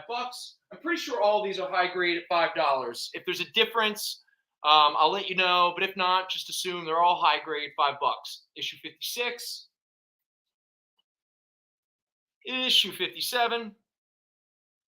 Oh, now Derek Robertson is becoming more, and Marshall can be very happy that his new favorite character, Terror Inc., is hanging out with Wolverine and Jubilee. Issue 58. Issue 59. Issue 60. 61. 62. 63, 65, and last but not least, 66, 54. All right, there you go. All right, so that is all of our Wolverines. So for anyone who's interested in any of these that are up here, let us know in the chat. But for right now, it looks like we are going to go to break. And when we come back, we're going to do some $2 and $1 comics. Mr. Burrow. Imagine being at a convention and going to an interview panel that's just for you. No bustling crowds, no hours-long lines, just you, the moderator, and your favorite comic book creators. Well, this is pretty much that. Miss Jen sits down every week with 2 comic book creators for a live stream interview about their latest work, and you can ask them whatever you want. It's Talking Shop, Mondays at 5 Eastern on The Experience, Comic Culture and Sales. You just finished the last episode of your favorite news show, and you just have to talk about it.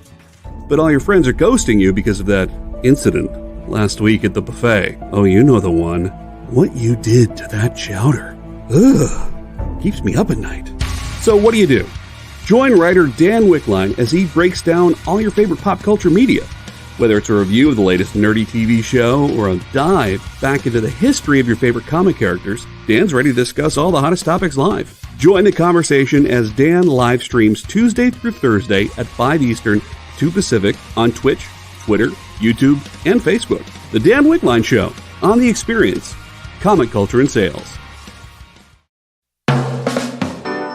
Get the inside scoop on everything happening at The Experience every week. Join our mailing list by scanning the QR code at the bottom of the screen and then watching your email inbox.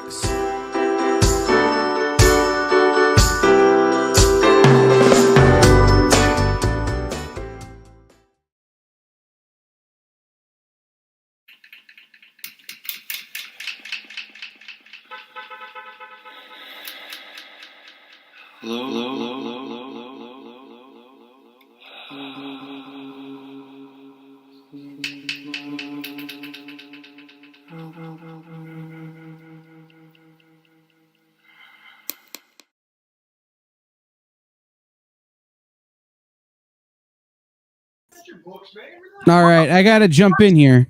What's that? Rio Muto single, bottom 8, Harper at the plate, 1-1, and they're literally playing him on the warning track. Like, wow. It's still 3-2? Yes, Juan Soto is ready to turn around and stare as the ball goes out. I hope so. Like, he's assumed the position. I guess it's better than him, like, flying, like, jumping across the field and letting the ball go past him. Right. So, needless to say, Bryce Harper is at the plate with who's the 5 hitter? Castellanos. Yeah, Castellanos up next. Here's hoping. Oh, we're taking another commercial. Yeah. Here, hold on. I gotta go see what's going on. To anybody in the chat, if you can't see the books, just let us know. We can hold them up closer. The glare I can tell is blinding everybody. Oh, the glare's too bad. We're too close. Can't see the books, but so like, top of my head. is it like? I want to make sure everybody can see it. Is that like? So maybe I shouldn't go as close. Yeah. Can you see it? It looks good to me. That looks fine. I mean, it all looks good to me over here. How close can I get before it really starts to be an issue? I don't know what the. There. It looks good. That's not too bad. Yeah. That's a good velvet too. Yeah. I like that. Derek Robinson having some fun.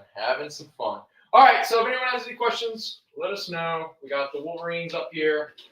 Real quick before we move on to some our $2 books and dollar books and all that good fun. I got some unique things up here. I wasn't aware that they were. Did you see these, Al? These like. Oh yeah. I saw the one that came in a couple weeks ago. It was like a Phantom Lady one. Yeah, the Phantom Lady. Okay, so these are for $19.99. These are very famous. Is this a golden age? It's definitely not. Oh shit! Hold on. What? What? No! What? Are you serious? What do you think? Is it a 2-run home run for Bryce? No! 3-4. Really? 3-4. See, you missed all. This is what it's been like for the past 2 weeks. I've been losing my mind every night. Angela is thinking of dumping me. Because of this game.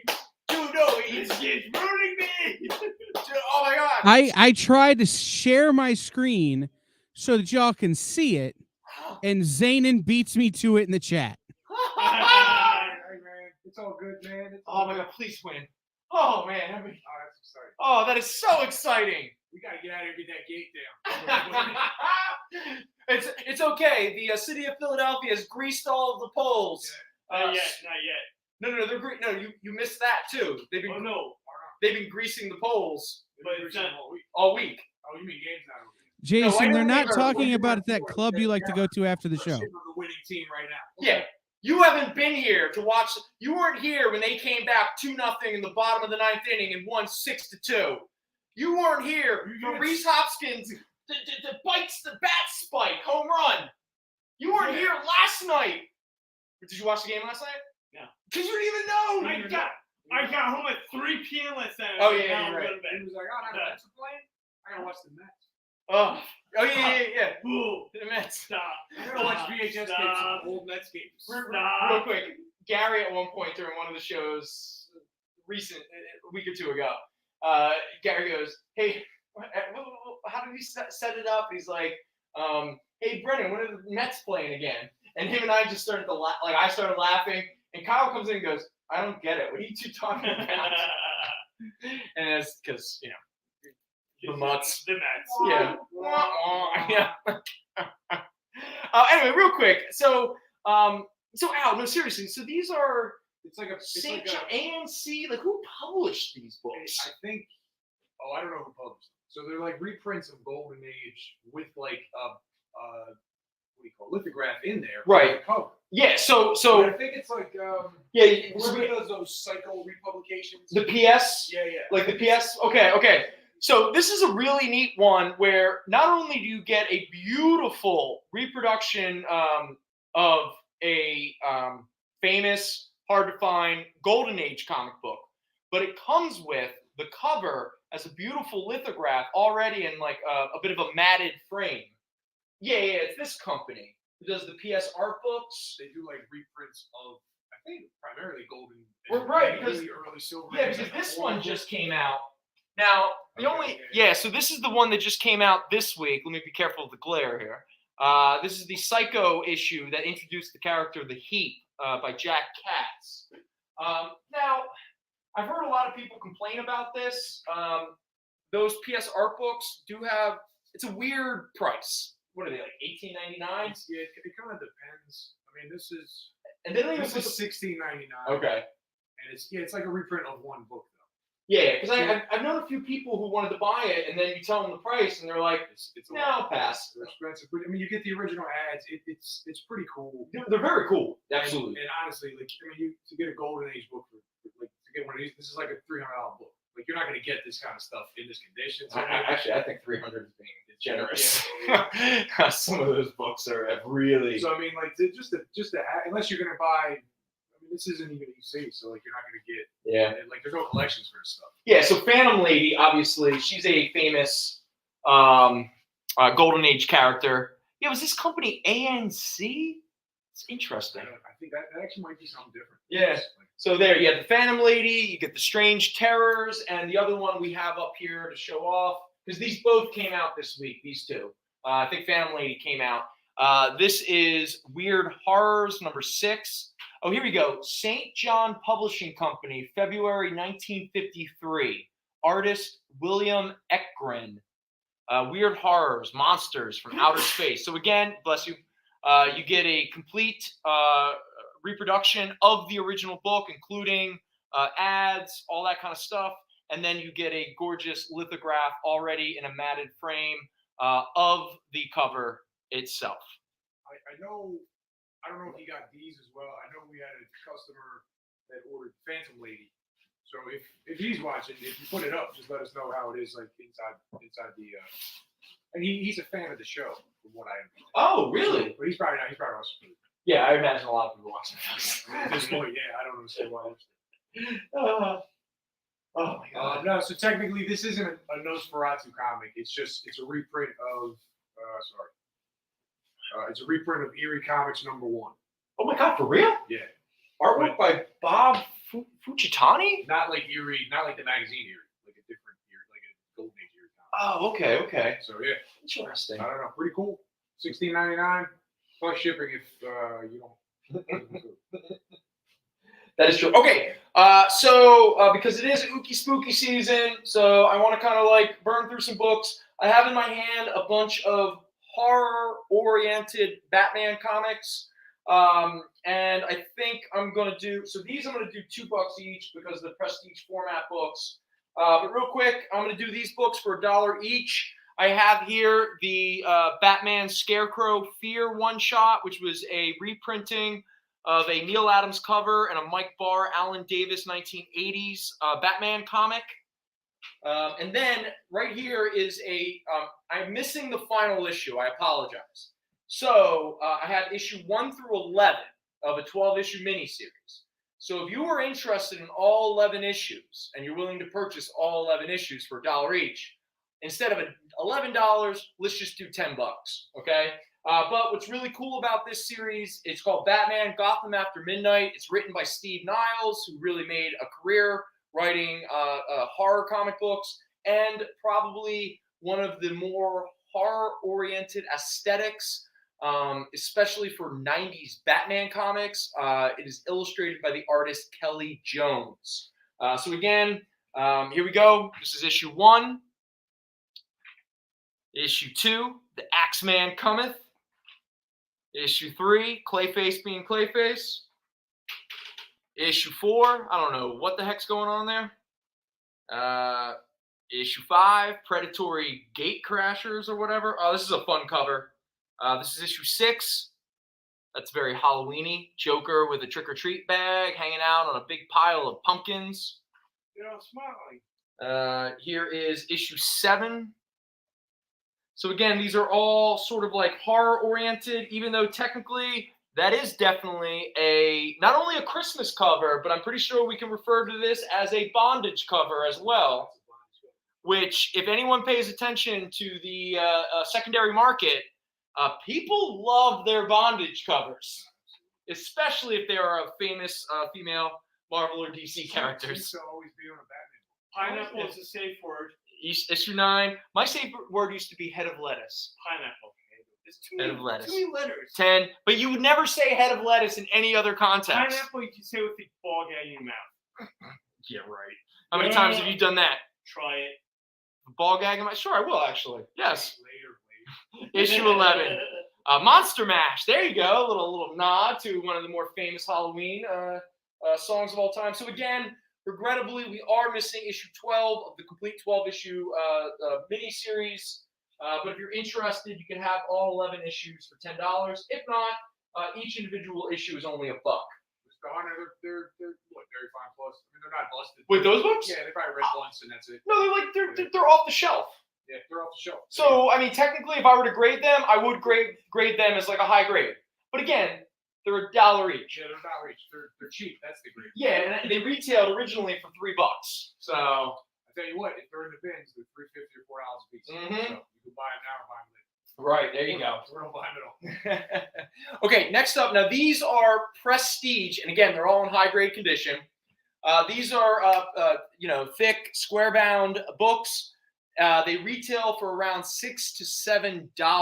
Okay, so what I'm going to do is I can't really give them away for $1 each, but I can do $2 each. Okay, so the first one is Batman: The Order of the Beasts. This is written and illustrated by Eddie Campbell, who is most famous for illustrating the V for Vendetta series with Alan Moore. This is pretty much where this is an Elseworld story of Batman, and it's Batman fighting an evil kind of secret society that sacrifice humans, and spoiler, it's a bunch of rich people. Next up, from Alan Grant and Dave Roach, this is a one-shot of Batman and the Demon. So you better believe Batman goes to hell with the help of a dude who keeps rhyming. I gotta be honest, unless you're really into rhyming, writing a demon story must be so difficult, because every bit of dialogue has to rhyme. It's the worst. Rhyming. There's a Corbin miniseries where the character rhymes for the whole book, and It's too much. I love Corbin. I'm like, I can't read this. It's just because it's just like that. It's everything. Yeah. In fact, I had a moment. You're lucky you haven't gotten a text from me about it. So I'm rereading all of Lone Wolf and Cub. Ooh. And it is absolutely one of the greatest like work of art, like not even just a comic book. It's just one of the great works of art, Start to finish. Yeah. Masterpiece. masterpiece. But I found in this reread the one thing that I actually don't kind of. There's a lot of songs. Yeah, there's Or like, more than a few where you have to like follow them along. yeah, and I'm just like, but this. I mean, I get what the song is implying, Yeah. but the imagery also implies it. So I found I was sort of not reading the songs anymore. I was like, it's just look at the pictures.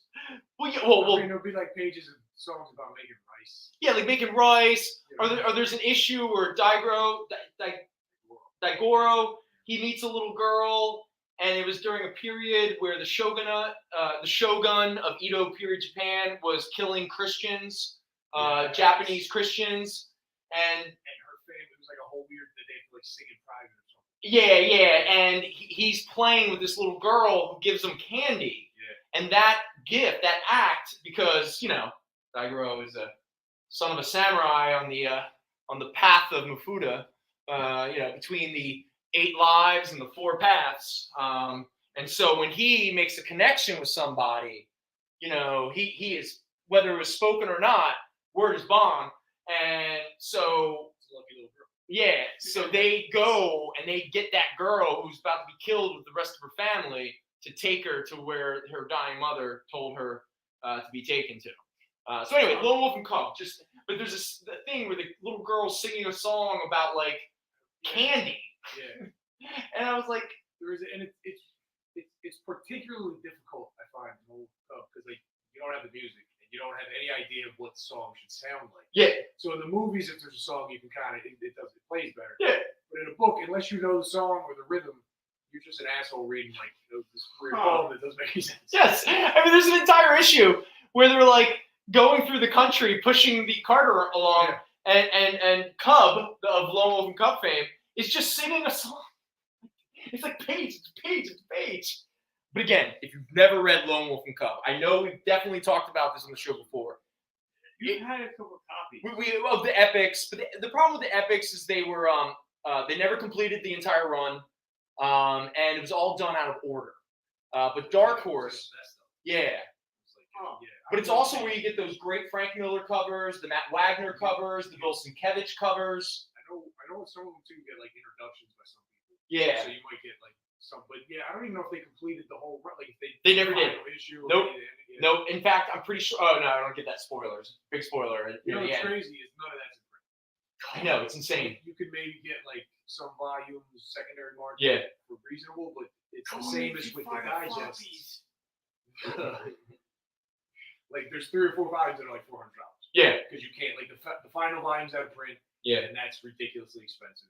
It's so expensive. It's absurd. Yeah. But thankfully, Dark Horse is the only American company to not only release Lone Wolf and Cub in its in the order that it was published in narrative order, but they completed it and they did it twice. Yeah, which is a big deal. Yeah. Now the only problem was that kind of put I think a lot of people off when Dark Horse first printed it. They did it in these like I mean they were I don't know what the hell they were thinking. Like it was like 3 by 3. Yeah, they weren't even digest. It was very hard to see. The manga style. No, they were smaller than that. Really? Format than that.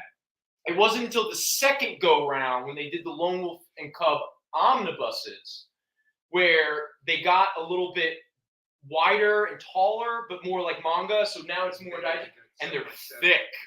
Oh yeah, and it holds up well. It holds up very well. Yes, again, because I'll give them a lot of credit because I've gone through a few times with the oversized. Like you get with the digest, you had maybe 3 or 4 stories in each one. Yeah. And I think the oversized collects like 2 or 3 digests. Or like 2.5 because like it doesn't the little ones were 27 volumes. Yes. And the omnibuses are 12. So yeah. But I mean the format's bigger and it holds up well. Like, and I would say I think it's one of the longest kind of like epic complete so like graphic, long because each omnibus is no less than 700 pages, and you have 12 volumes. So what's that? That's over 7,000 pages. Yeah. It's crazy when you think about it, and just the quality, high level of. I was gonna say the quality is maintained throughout. Yeah. You know, like it's epic. Looking at you, Dave Sim. You mean when he rewrote the Bible? You know, hey.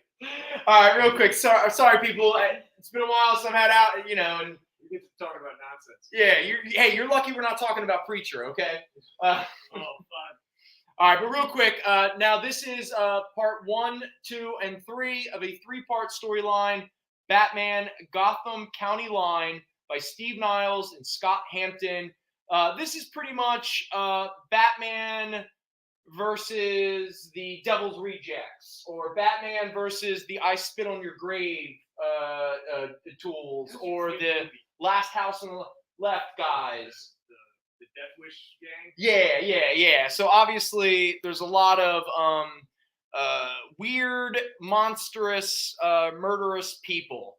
Actually, this is a really fun, very adult Batman, prestige format, 3-issue series. Again, these retail for about $6-7, but each of these is $2. And there you go. So there's a couple of our spooky Batmans. All right. Buy these bookies. All right. So Kyle, our next break is 6:30, right? 2 on, 1 out, top of the 9th. Robertson has thrown 5 of 7 pitches have been balls.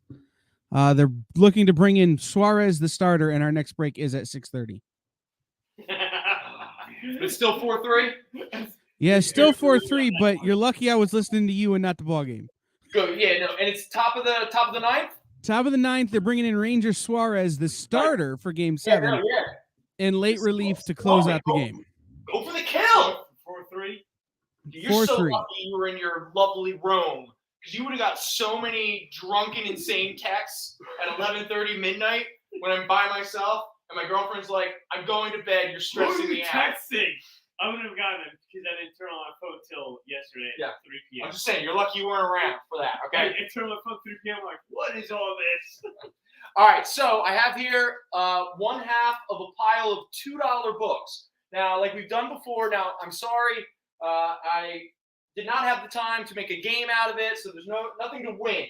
But again, you're getting great books for $2 each. They're kind of, horror, Halloween sort of, whatever.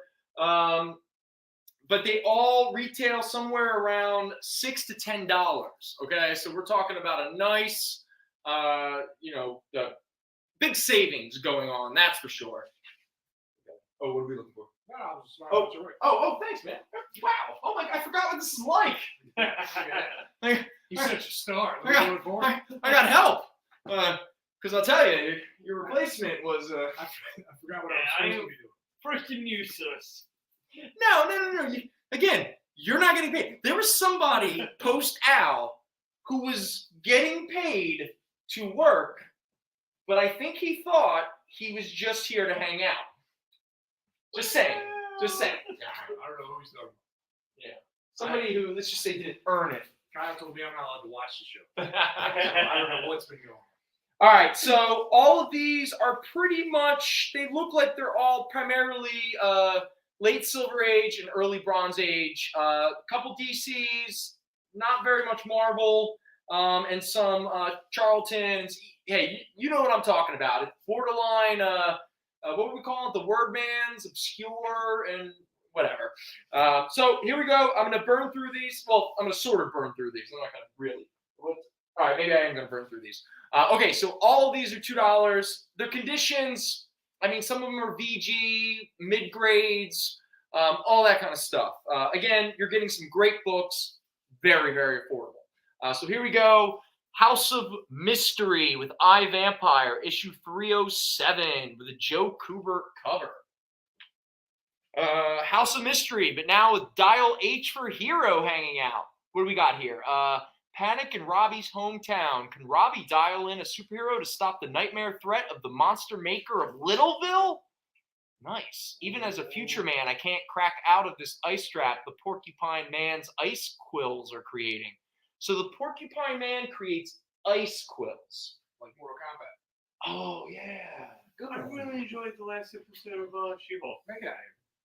You probably not gonna be doing this much longer. What? Just because Mike's not gonna let you sell Dial H for $2. Oh, because he loves Dial H? That's like his favorite. Really? He's gonna More than? He's gonna be like, that's it. He's done. I am done. No, he does. Even though some of these Dial H's have been in the back issue since 2006. I mean, if I sold a Herbie, he would be. Oh, no. Yeah. I mean, Herbie Fat Fury, he'd be pretty pissed. You have some Herbies? No, not right now. He's got one in Jersey. It's Like a legit Herbie, but it's been there for a while. It's like one of the ones from years ago.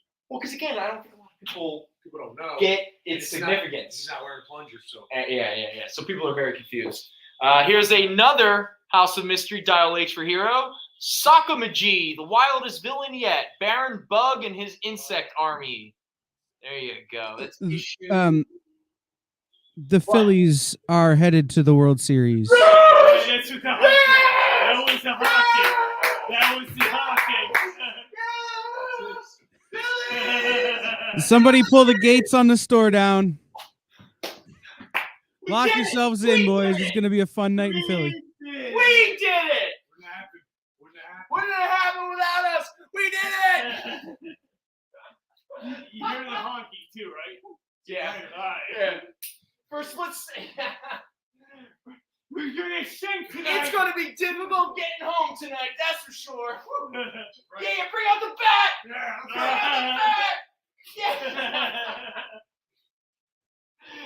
Real funny. I'm robbing this place, Mike. I'm robbing it.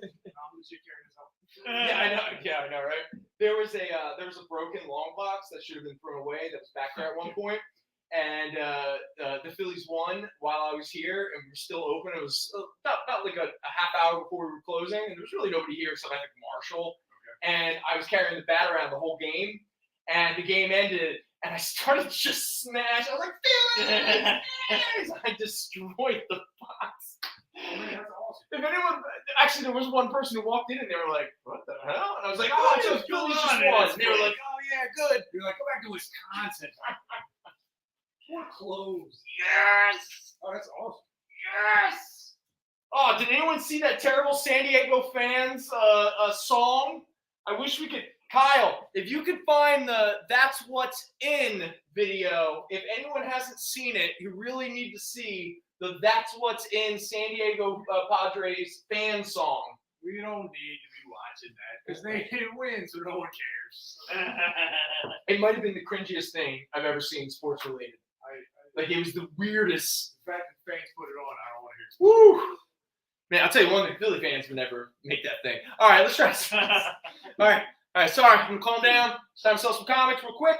All right, so from the Archie Adventure series, Silver Age, The Adventures of the Jaguar.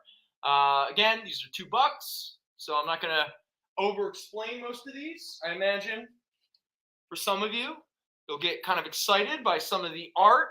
And again, these are some really fun era of comics. This is when comics were just adorable. Stories of Strange Adventure, Forbidden World, starring Magic Man. All right. Next up, from Charlton Comics, visit Ghost Manor if you dare, because time waits for no man. There you go. Too bad Gary's not watching. Phillies won. Bam! Now we're back to Forbidden Worlds. Magic Man. Again, a little bit of a Silver Age fun. And now we're out to what? What'd you say? Oh, he hung up. Never mind. Was that Gary? Gary laughed. Yay! Gary! And he just started laughing. He shouted, "We're going to the World Series," and then he just started cackling. Oh, I gotta take a deep breath. Woo! That's exciting. Woo! Don't worry, Kyle. Your life is better knowing us. No. You know, it's great to murder. I just watched the That's What's In video, and I think I'm going to throw up. Right? That's what's in. I'm telling you, go home and watch That's What's In. And were they singing? Oh, they're singing. Or they're rapping. Oh, that's my music choice for. I can't broadcast that, or everyone here will be wishing the Corinthian from Sandman was real. Okay. Hey, Kyle, that is very valid. So for everyone out there, give these guys a couple more minutes with their 15 minutes of infamy. Get their lights up. Dude, Do anything else. it's in fact one of the funniest things ever. At the same time that these guys released the video, somebody painted a mural on the side of a bar of the San Diego Padres chicken stepping on the head of the fanatic. No. And it caused such an uproar, especially from San Diego Padres fans that were afraid that they just got jinxed. Yeah. That the mural, which looked like it took some time to paint, was up for less than 24 hours before somebody who wasn't the artist or the owner of the bar came by and painted over it. Because they knew there's going to be a plus little yahoos from South Philly all the way to that bar just to set it on fire on principle. Yeah. Because honestly, I kind of feel that way. Is that a bar? Yes. In fact, Put them down. We set a fire anyway. Okay. one of the best images that just sums up Philly in so many ways came out today. Some Fox News reporter was doing on-site before the game, and he's talking. And this, I kid you not, this kid could not be older than maybe 8 years old, decked out in Phillies gear, walks up behind the guy who's just being like, blah, blah, blah, blah, blah. And the kid just throws up the bird and just cackles. He's like, and they didn't cut away. Phillies! What's the hat look like? I don't see the hat. Bad things happen in Philadelphia, man. Bad things. I know we quote him in here. I Come on, love man. it. I love it. Know your audience, man. Yeah. All right. I love it. Bad things happen here. All right. We got 15 minutes. Okay. Woo! $2 comics. Superman's girlfriend, Lois Lane, where she acts. What is this featuring Lois Lane's teenage romance with Superman? Man, she is. All right, she's literally Veronica in this book. All right, so these are all $2, like I said. This is where Lois Lane falls in love with a guy in a 1960s era MRI machine. What is this? Lois has fallen in love with her war hero patient. I've lost her for good. Oh, this is during the era of Insecure Superman, which is really fun. Superman's constantly like, no, Lois, she's gonna leave me. Forbidden Worlds, number 142. You thrill to the Warlock's tree. Oh, check it out who the villains are. Nazis. All right. Next up, Forbidden Worlds, issue 144. Look out, he may be on your trail. The Little Green Man, a mysterious, thrilling issue. Oh yeah. They wish Lois Lane was Archie Comics. Next up, Forbidden Worlds 119. The thrills of chilling mystery waiting for you in Dr. Danton's failure. Oh, that's really rude. It's almost like when Geraldo opened up the vault of Al Capone. Nothing was in there except a bunch of. Well, you are so old. Yes. You look so old. What? You are so old. Oh, you are so. Oh, that I remember the. Yeah. Yeah. That whole series. I gotcha. All right, next up, Superman Pal, not to be overshadowed by Lois Lane. Superman's pal, Jimmy Olsen, issue 118. Superman is a freak out. Oh my God, featuring Hippie Olsen's Hate In. There you go. Nothing like a hateful hippie played by Jimmy Olsen. Is that a no? I can't. Dave, what artist do you think that is? You think that's Adams, right? He was doing some early work there. Yeah. Right, yeah. All right. Every now and again, because there were so many people copying Adams that I sometimes get a little thrown. I think he was also doing Ben Casey strips Okay. around that time. All right. Whoa. Ben Casey is name checked on one of those Lois Lane covers. Oh, is that They right? mentioned Ben Casey. Yeah. That's funny. Yeah, whatever. Next up, Giants of the Cosmic Ray from Beyond the Unknown, issue 2. It's a big footprint. There you go. Now we have Chamber of Darkness, issue number 6. Watch me die twice. That's gotta suck. Dying twice. Why would you want someone to watch you die? Oh, speaking of Archie, and again, it's Halloween, so it's a bunch of kids dressing up like superheroes. We have Jughead as Captain Hero, number 4. Jughead. Captain Hero. Archie Adventure Series, Adventures of the Jaguar. That woman has terrible aim. She's throwing way over that dude's head. And then this is a fun one. Doom Patrol, number 107. The private world of Negative Man is invaded by Dr. Death. Good times. I love these covers. Man, Silver Age covers are just the best.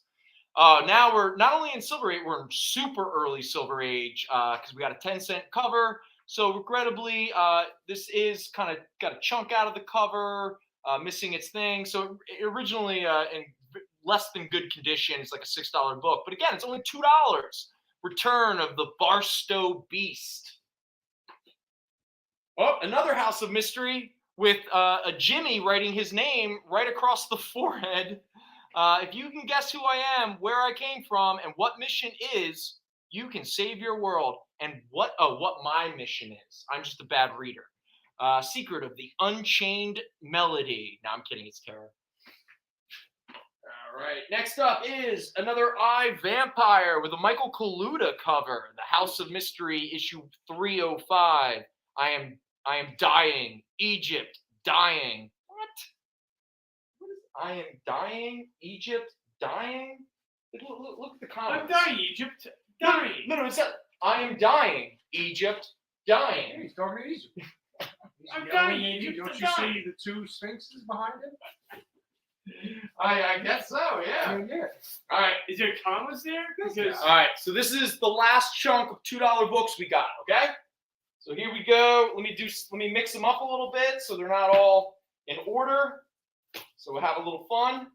All right. So next up we have The Black Hood, issue 42, The Man of Mystery, with super action, fantastic mystery. All right. The original Black Hood? Yeah, original Black Hood. Yeah. Oh, and we have Steel Sterling, Man of Steel, issue 49. Original Steel Sterling? Yeah, original. Yeah, he's sly, he's cunning, he's swift. He's also the fox. That's the fox. This is the Archie Fox. Yeah. These are these characters, the deadly mastermind. So you got Steel fighting, and then you got the fox as a backup feature. Is Steel Sterling? Yeah, Steel. It's Steel Like Sterling. Steel from Steel Comics is Steel Sterling. I didn't know that. I think so. Who's the early Archie comics? Yeah, he was the Steel character. Isn't there a Steel? From DC? He comes like Captain America. You're right, And then there's but he was a Golden Age DC character. Steel. I don't know.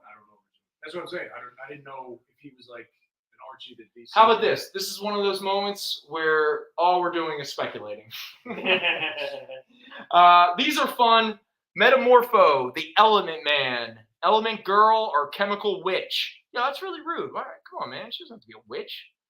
You know, they're just mad. They're having a tiff. What's better, Elephant Girl? Element Girl who dies in a Sandman issue. From Charlton Comics, the original Phantom, the Man of Destiny. There you go. That's issue 48. And then we have the all-new Phantom, issue 57, Nightmare Medicine in Bengali. Now you shall feel my power. Ghost Who Walks. Oh yeah, Ghost Who Walks. That was what the Phantom's little side hustle was. Now we got the Phantom, issue 59, The Devil's Cauldron. We got some fandoms here. Here, the Phantom, issue 62. He punches people. Oh. Yeah, I hear it. It's happening. It's happening. The end of days. It's happening. We're not getting home tonight. You have to cross Broad. I do not. Yeah, I do have to cross Broad, and I have to be home before 8 o'clock. I have like plans I can't miss, so I'm in trouble. Superman's pal, Jimmy Olsen, issue 128. Stop, Your Honor. I challenge the adoption. I'll prove why you must reject it. Wait, who's adopting who? Somebody is adopting Jimmy Olsen. Oh, no father for Jimmy. Oh, poor Jimmy. No. 30 White Cops. Did you? Yeah, I mean, they were leisure. Oh, okay. They're probably all gearing up. Because everyone's like, we're going to burn down the city. Stop it. That's not what we do. If we didn't burn down the city after the Eagles won their first Super Bowl. So mad that they won. Why is your brother mad? He's a Mets fan too. He's working. Oh, I gotcha. Oh, he's probably drunk though, right? Should be. Next up, we have Judo Master. This is the Charlton character who would later become Ozymandias in Watchmen. Spoiler alert. Oh, yeah. I Sorry. never watched it. Read that. Come on. Never watched it. That'd be funny if they didn't even know it was a comic book. We also have Judo Master. This one's for Pop. They actually call him the Karate, Jiu-Jitsu, Judo Master. That's a mouthful. We got some more iVampire. There you go. House of Mystery, issue 315. Some more Michael Kaluta covers. He really does cover. Yeah, he just does the covers. Yeah, that'd be awesome if he did the interiors. House of Mystery, some more iVampire, issue 316. And Forbidden Tales of Dark Mansion. In this issue, the shocker of the year, a sleigh ride with Santa. Ooh, all right. Is that the first time anyone uttered the phrase sleigh ride with Santa as S-L-A-Y? I'm going to say yes. Ooh, you heard it here first. Yeah. This book is for only $2. You're catching a bit of history here. Copyright history. Okay, this is weird. So Harvey Comics at this time was in the process of trying to create their own superheroes. So they created a character, Big Hero Adventures, and the character's name is Jigsaw, Man of 1,000 Parts. Oh, You remember him? oh yes. He had one other counterpart from another company that made the two of them stand out like you wouldn't believe. The other character was called Captain Marvel. It was an android, and his power was his arms and legs could split from his torso. Okay. And when he called split, that's what it did. Dude, it's so weird. Yeah, he looks like if Stretch Armstrong was a Lego. You know, he just falls to pieces. Like, and what a name, Jigsaw, Man of 1,000 Parts. Look at this guy. I know. Next up, Superman's pal, Jimmy Olsen, issue 163. What's going on here? Jimmy is trapped in a gem with a Mongol barbarian? I don't know what the hell's going That's on. wild. He's got the gorilla wrapped in one leg and is grabbing the cage with his arm while he's holding a lion with the other arm. And so he's just standing like this, Just having a good time. corralling everybody together. Just corral. And speaking of gorillas, let's never forget of Charlton Comics' very famous, popular request, Konga's Revenge. And if you dare refer to King Kong, you're getting sued. No libel here. It's Konga or nothing. That's a good one. Yeah, no. That's a good one. I don't want to break your stride here, Break it. but I have to complain about something. Dave Dombrowski is on TV wearing his hat backwards like a man who's never worn a hat before in his life. Sometimes you have to hire nerds in baseball. And if the Tigers and, the Reds could learn that lesson, that would be super helpful for me. Thank you. You're right, Kyle. It's called a rally hat and shut up. Ooh. Shots It's fired. not a rally hat. They already won the game. Yeah, what are you doing, man? The game's over. You said they were going to lose. Everybody else has their hat on forward. He has his hat on backwards with his hair sticking out like he's a 90s cartoon character. Well, in all Like- fairness, he went over the luxury tax for the first time that any owner in Philadelphia Phillies 100-something year history. So I can't completely make fun of him because I'm kind of grateful. And just saying. But I'm And with you, Kyle. Bryce Harper is named series MVP. Yes! Yes! Wait, what did you say? He's Bryce Harper, series MVP. Right on. The dude is having the most epic stat line of the postseason, definitely in Phillies Did you history. break Dykstra's record for hits in a He tied it today. He tied it. Yeah. Lenny So, Dykstra, really? well, Dykstra had the 10 games in a postseason. I think Ryan Howard had 8. Chase Utley had 8. They were in that range. Yeah, he was tied. So he has the most extra base hits and the most RBIs of anybody. And For he's the Phillies. tied. Yes, for the Phillies. Yeah. He's Phillies tied for home runs in a postseason, but none of the guys who are ahead of him had the extra games he's about to get. Okay. Who's number one with the home runs? They didn't say. They just said he's tied Mike with like Schmidt. 4 other dudes at number 5. Yeah, if I had to guess anybody, it'd be Mike Schmidt. Yeah, because Mike Schmidt isn't just the greatest Philly ever. He's the greatest third baseman to ever play. He also just swore on TV, which is the most Philly thing you can do. I'll read it. Mike Schmidt did? So No, Bryce Harper. Who is basically Mormon. Yeah. On that note, it's time for our last break of the night, and we'll be back to kill off these $2 books, and then we have some dollar books, horror oriented. So see you on the other side. I'm gonna stand outside real quick. All right. Comic Collectibles is a pretty straightforward show. You got Rex here. He sells the comics. Comic Collectibles is a pretty straightforward show. You got Rex here. He sells the comics. And you got Rock and Robbie. He knows about the comics. And finally, John, well, no one really knows what John does. I mean, don't get me wrong. He's a great guy, but he just keeps showing up. Come to think of it, I don't even really know how he gets in here.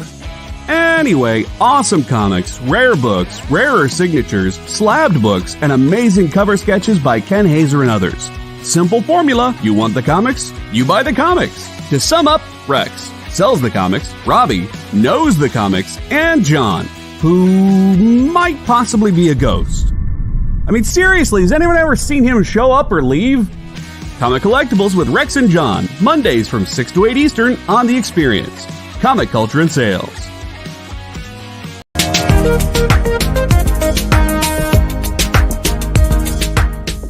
thanks for tuning into The Experience. Help us out and hit subscribe over on YouTube and click the bell when you do. Need some help? Scan the QR code in the bottom corner. To be continued. 3 little words that hold the secret to the next great story. 3 words that will thrill you, confound you, give life to new possibilities.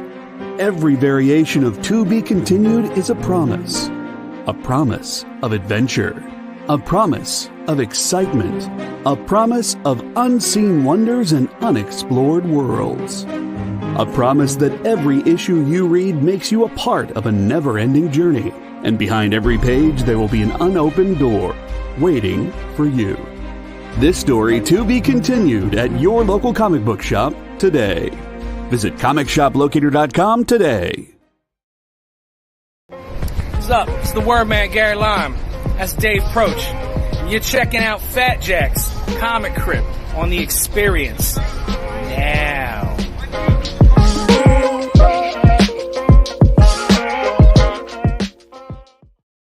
Phillies! Sorry. All right, let's burn through the rest of these $2 ones, and let's move on to the dollar ones because we have a little bit of time left, and then I need to somehow make it home as soon as possible through a city losing its mind. And again, we haven't even won the World Series. We're just moving on to it, which says all you need to know about Philly and its relationship with its sports teams. All right, so we're moving on. We got a few more Phantom books. This is Phantom number 40, Action in the Wilds of Bengali. I imagine a lot of these books are probably weirdly problematic at this point, but product of the time. Phantom issue number 42. It looks like he's trapped. Now we got a real fun Silver Age Metamorpho cover. The Fabulous Freak is really on the hot spot. There we go. That is issue number 7. Yeah, go. Mr. Hunter has a question about Namor being Mexican. Oh, okay, real quick, I'll explain that. He is, so there is a very famous Aztec legend about a sunken city, okay? So what happens is that Marvel, because DC beat them to the theaters with an Atlantis water character.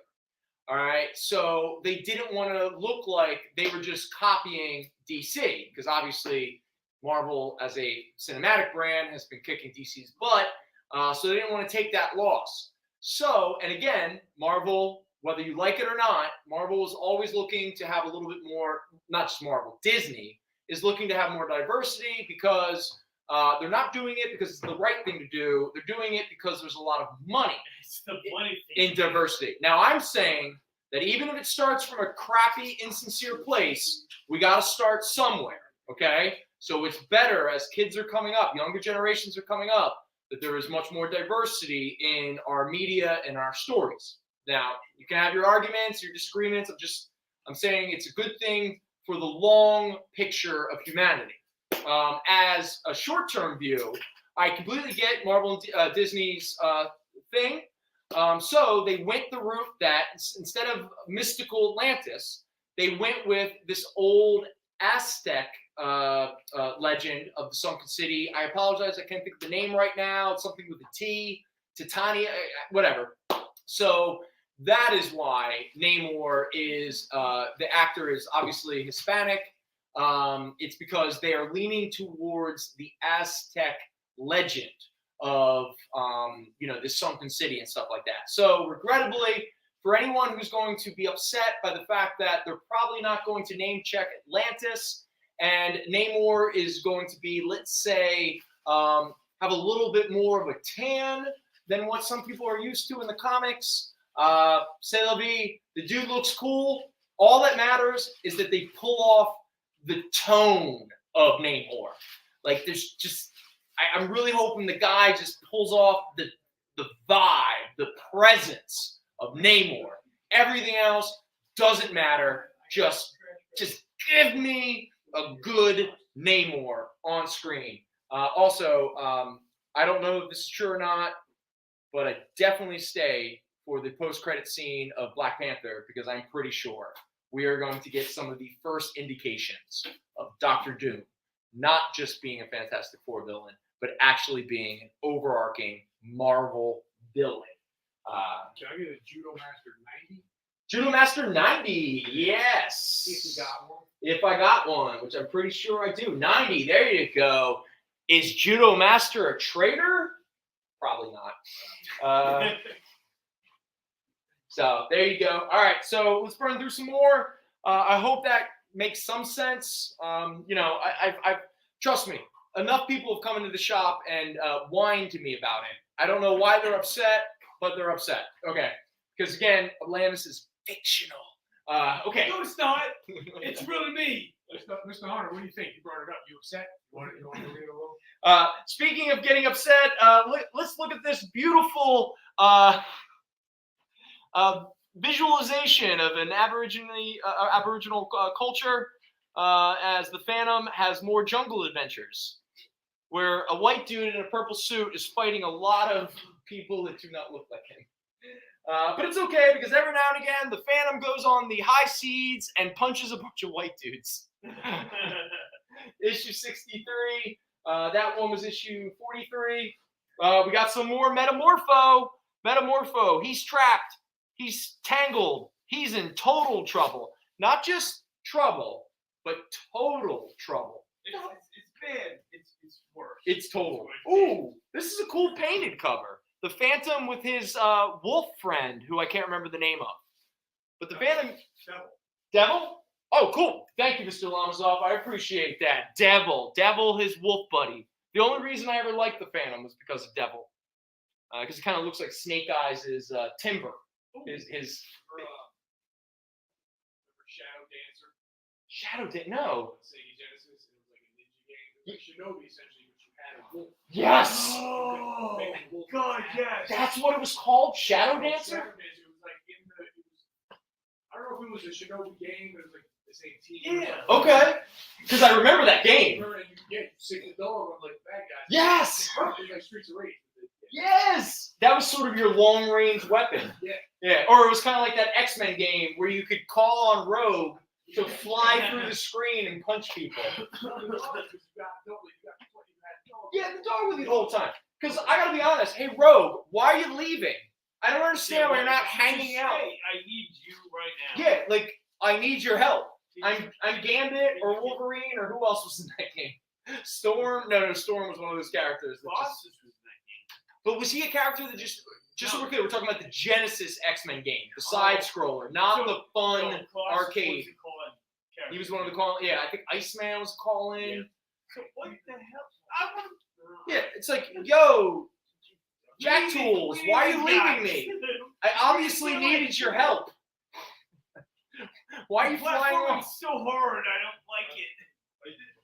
All right, next up, we got Metamorpho, the Element Man, issue number 6. Oh, this is where Metamorpho fights the Eiffel Tower. Oh, I love the Silver Age. Good times. So that happened in Rick and Morty. Yeah. House of Mystery presents I, Vampire, some more Michael Kaluta covers. That's 317. And the last Phantom issue that we have, issue 41, 3 big action adventures. There you go. So those are all of our $2 comics. All right, now to kill the time that we have left. Not much. How much time are we left? 19 minutes? All right, so I'm not going to make a bunch of dumb jokes. I'm just going to burn through dollar comics. Plus, we gotta go to Broad Street, see what's going on. Yeah, I gotta. That's where Mr. Llama's off is going. Sorry, Mike. He was like, I can't waste time with you. We're going with Llama's off. Mr. Llamasov was like, thought it was just gonna be me and Brendan. Who are these two idiots? What the hell is going on He here? got out the door and just pulled a ski mask down. I was like, see ya. I'm gonna bug people all night. That's what he does, man. Phil, there's a honking again. There's a honking again. Hey, and we can all ignore that the Sixers are 0-3. Well, It's hard. It's not basketball season. No, it's not basketball season yet. Too early. Eagles are undefeated. It's Flyers too are early. doing well. Too early. Phillies are going to the World Series, and the Sixers season hasn't started yet. Too early. Would the Flyers lose one game? Yeah, they're 4-1. I think they're playing tonight, but yeah, they're like 4-1. At one point, they were 4-0. It was like they were the only undefeated team in the NHL. It was the weirdest This is thing. a scary year because usually I think Philly sports halfway through, it's a horrible mess.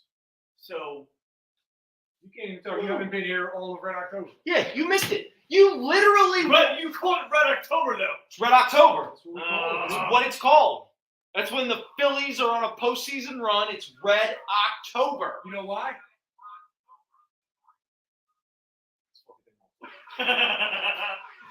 There it is. It's so funny. It's all like it used to be. You know how you can tell you haven't been doing it in a while, and I'm much better at not cursing. You are not. Out comes John, drops the F-bomb for your time. He's just a-hole this, shite this. Nobody cares. Whatever. Hey, I'm actually. This. I'll be honest with you. I can't believe how many people we actually got to tune in and say hi. Yeah, I honestly thought I was going to be talking to myself until Mr. Lonsdale showed up. I mean, if the FCC finds you, Kyle, you know where to find me. Hey, Kyle, you're lucky I haven't played songs. I don't have any Fake money. addresses. Fine, but Fake addresses. Hey, is that Herbie? that's her. Yeah, it is. Yeah, A+ did like Herbie reprint. Okay, because all right, so A+ Comics, Hot and Cold Heroes. You get John Byrne, Mike Zeck, Joe Siegel. Interesting. And these are all reprints, just to be clear, which is why all these books are $1. Mr. Towers.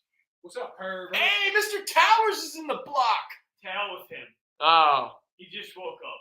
can you imagine leaving Mr. Towers behind to He go was- run off to Rome? I hung out with him today. One Look, man left behind. I hung out with him today. Actually, All day. I got a sequel to Emily in Paris. It's called Jason in Rome. And let me tell you, it's not going to be as twee or cute. She's in face planting. Yeah, it's going to be dark. Yeah, it's going to be dark. I mean, there's going to be a lot of humor in it, but it's going to be uncomfortable, cringy humor. You're gonna have to learn to speak Italy, though. Yeah, you got to learn Italy. You've And then- already and then forgotten? After that, English. Capisce Italiano? Say again. Yeah, capisce Italiano? I don't know if you're speaking English. You should have said pop. The way you've been slurring. Est-ce que tu parles anglais? No, io capisce Oh, Italiano. look at this guy. You know who needs to take care of Jason Rome? Karate Kid, the martial arts master of the Legion of Superheroes. Here you go. Ernie Chan do it too. This is issue 5. Again, these are dollar comics. I should not waste too much time. There's some more Karate Kid. That's issue number 9. Not to be confused with Ralph Macchio. Karate Kid number 7. He was Irish. No, he's Italian. He's definitely Italian. Are you okay? Who is? Karate Kid? Are you having a stroke? Ralph Macchio? Because when he was speaking Italian, I was like, does he smell burnt toast? No, that's yeah. Issue number 13. He's got to hold his eye open like this. Yeah. It's He's Italian. like, hold on, guys. Where are my matchsticks? It's going to get more offensive than that. Are we being offensive to the Italian? I'm not Italian. He's Italian. We can do that. We're allowed. I know. Actually, no, I'm not no. allowed. I have no Italian in me. You just can't laugh. I'm right. That's right. I'm not allowed to laugh. So, what are you all Italian? Full on? Yeah. Were you German? I'm German and So Irish. you can tell German Irish jokes. Okay. You can tell Italian Polish jokes. Nice. He can't even talk. Yeah. It's great. Yes. You can't Yes. yell racial slurs on camera. Whoa, it's down now. Wait. That's not a joke. That's just something. Karate Kid issue 15. Commandi shows up. Karate Kid hits somebody in the balls. Issue number 4. You read an issue of Karate Kid? What's that? You ever read any of those? Like, I've never read an issue of Karate Kid. But Anthony Scipione can tell me all about Karate Kid because he's such a huge Legion of Superheroes fan. Yeah. In fact, I don't understand under the many characters who have gotten their own solo story that are a part of the Legion of Superheroes. Karate Kid is one of them because obviously it was during the Kung Fu phase of the late 70s, early 80s or whatever. And he's Italian. Yes. Yeah. He discovered America. He fought samurais. He's like the Michael Dudikoff of the 70s and 80s. Yes, he is. He defeated 80 ninjas with one kick. It was really impressive. I had to try to bring all of them. Hey! You're lucky we haven't gotten political. I straight up, I wanted to do it. Make you sell it. Like, can you sell it?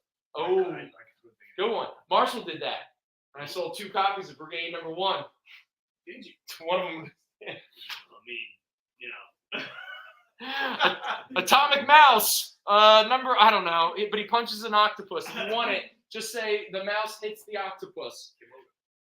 Komoda. Okay. Oh, some more Atomic Mouse. Now again, these are reprints. There's Herbie up there. Oh, this one here. Yeah. Mr. Towers is interesting. Oh, Mr. Towers. This is a newsstand edition of Incredible Hulk 300. This is a very fine at $24. It is also the issue where the Hulk fights Thor, Black Costume Spider-Man, Doctor Strange, Captain Marvel, and this is the issue where Doctor Strange sends the Incredible Hulk into the Netherworld or whatever, and he fights monsters and demons and makes love to a beautiful green alien woman. You know, good fun. Meets Rocket Raccoon. Just good times. All right, next up. Boom. Challengers of the Unknown. Fight the Liberty Bell. That's right. San Diego tried that. Yeah, I know. And they got beat. Next up, we got Ghost Manor. No, it is not supposed to be a 3D book. The printing is just a little off. But you have a classic chiller by Steve Ditko in this issue. Another issue of Ghost Manor, except now it's a big alien. And some more Challengers of the Unknown. Startling Secrets of the Challenger Corps. All Suspense Nemesis and Mark Midnight. I literally don't know anything about these characters. This is a famous image, and I don't know why.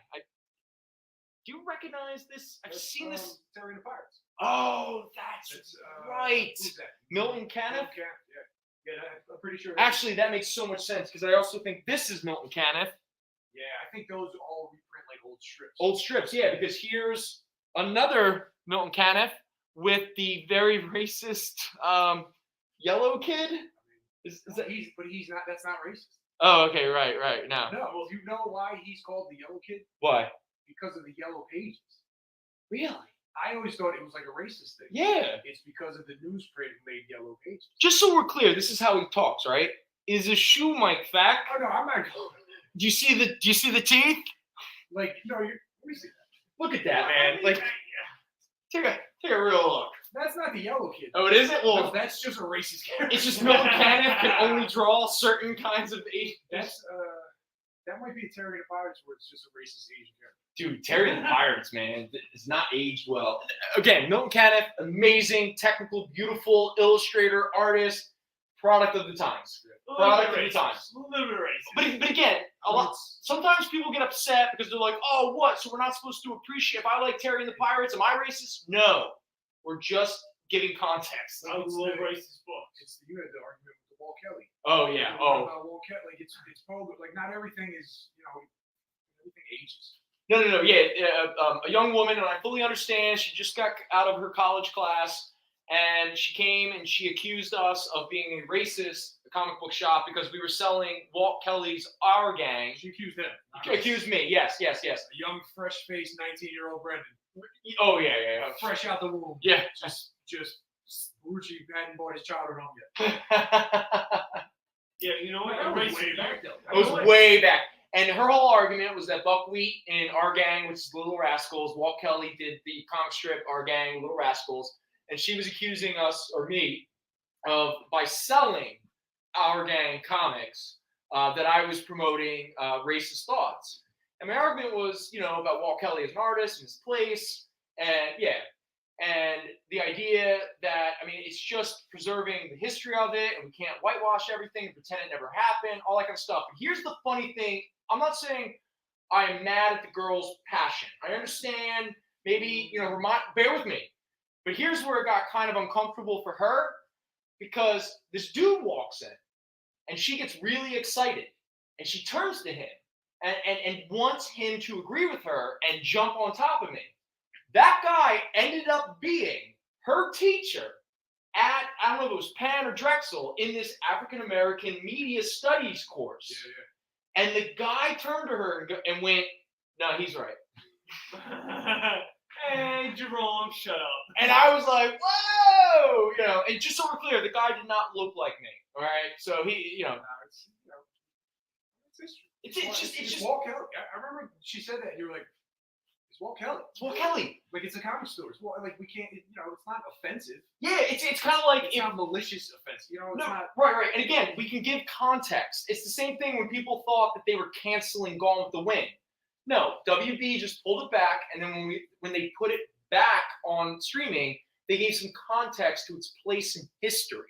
Because again, Gone with the Wind is a little crawling up the antebellum South. Gone with the Wind opens with, it was a simpler, better time. Yeah. And it's talking about slavery. Like, how? Like, it says that on the... You get the Mammy character, we can't. It's getting late. This is when we really Hey. go off the rails. Hey, speaking of offensive stereotypes, how many songs from the Rocky soundtrack are we going to put on this week's playlist because the Phillies won? No. The bells. Gotta have the bells. What do you want? How many do you want? Yeah, just put on all of You them. got Bill Cosby. Like all of them? I'm just saying, like, if I had the Tiger and Gotta Fly now aren't on there, we've done a disservice to the people who listen to our playlist. You gotta save some for the World Series. Yeah, it's true.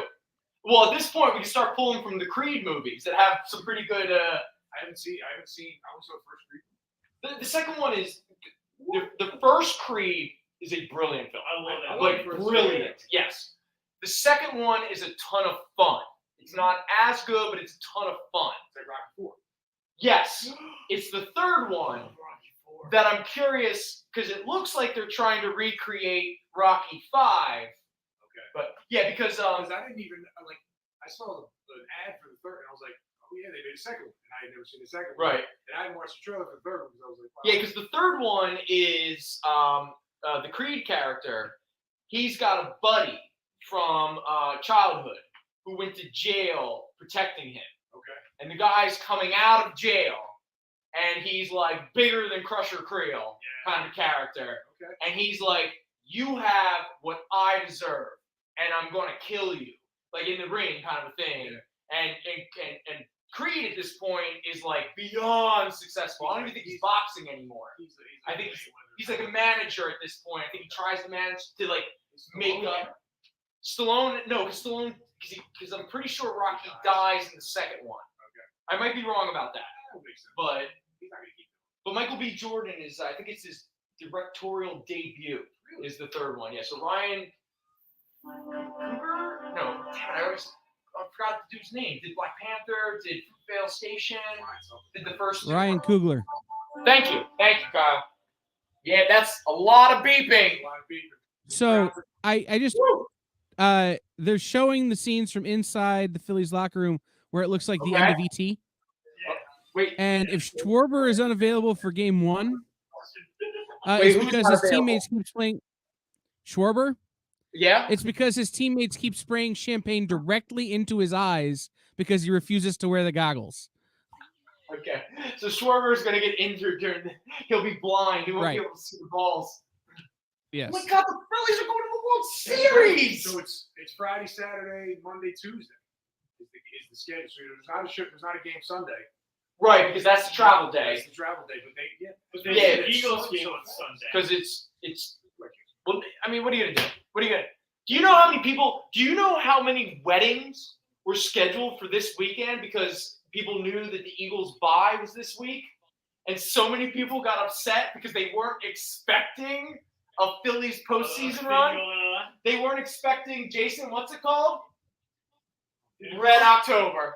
They were not expecting Red October. So a lot of people were very upset by all the plans they made for this weekend. I know, right?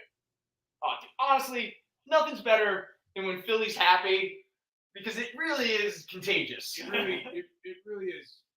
As people who work in retail all week long, there's just a nicer vibe around the city. Yeah. It's just people are a little more calm. They're more patient. They're more like just there's more smiles for no jovial. reason. Yeah. Everybody's just kind of like, all right, cool. Again, it goes to that whole theory that maybe we are psychic humanity.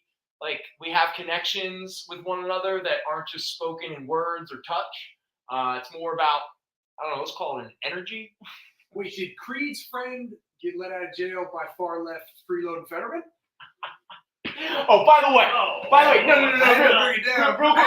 no, real quick, because I do want to talk about this real fast. Have you actually watched much of the Fox? No, because you haven't seen the Fox airing of the NLCS, right? I watched last night. Oh, you did? Okay. And you haven't seen any of it?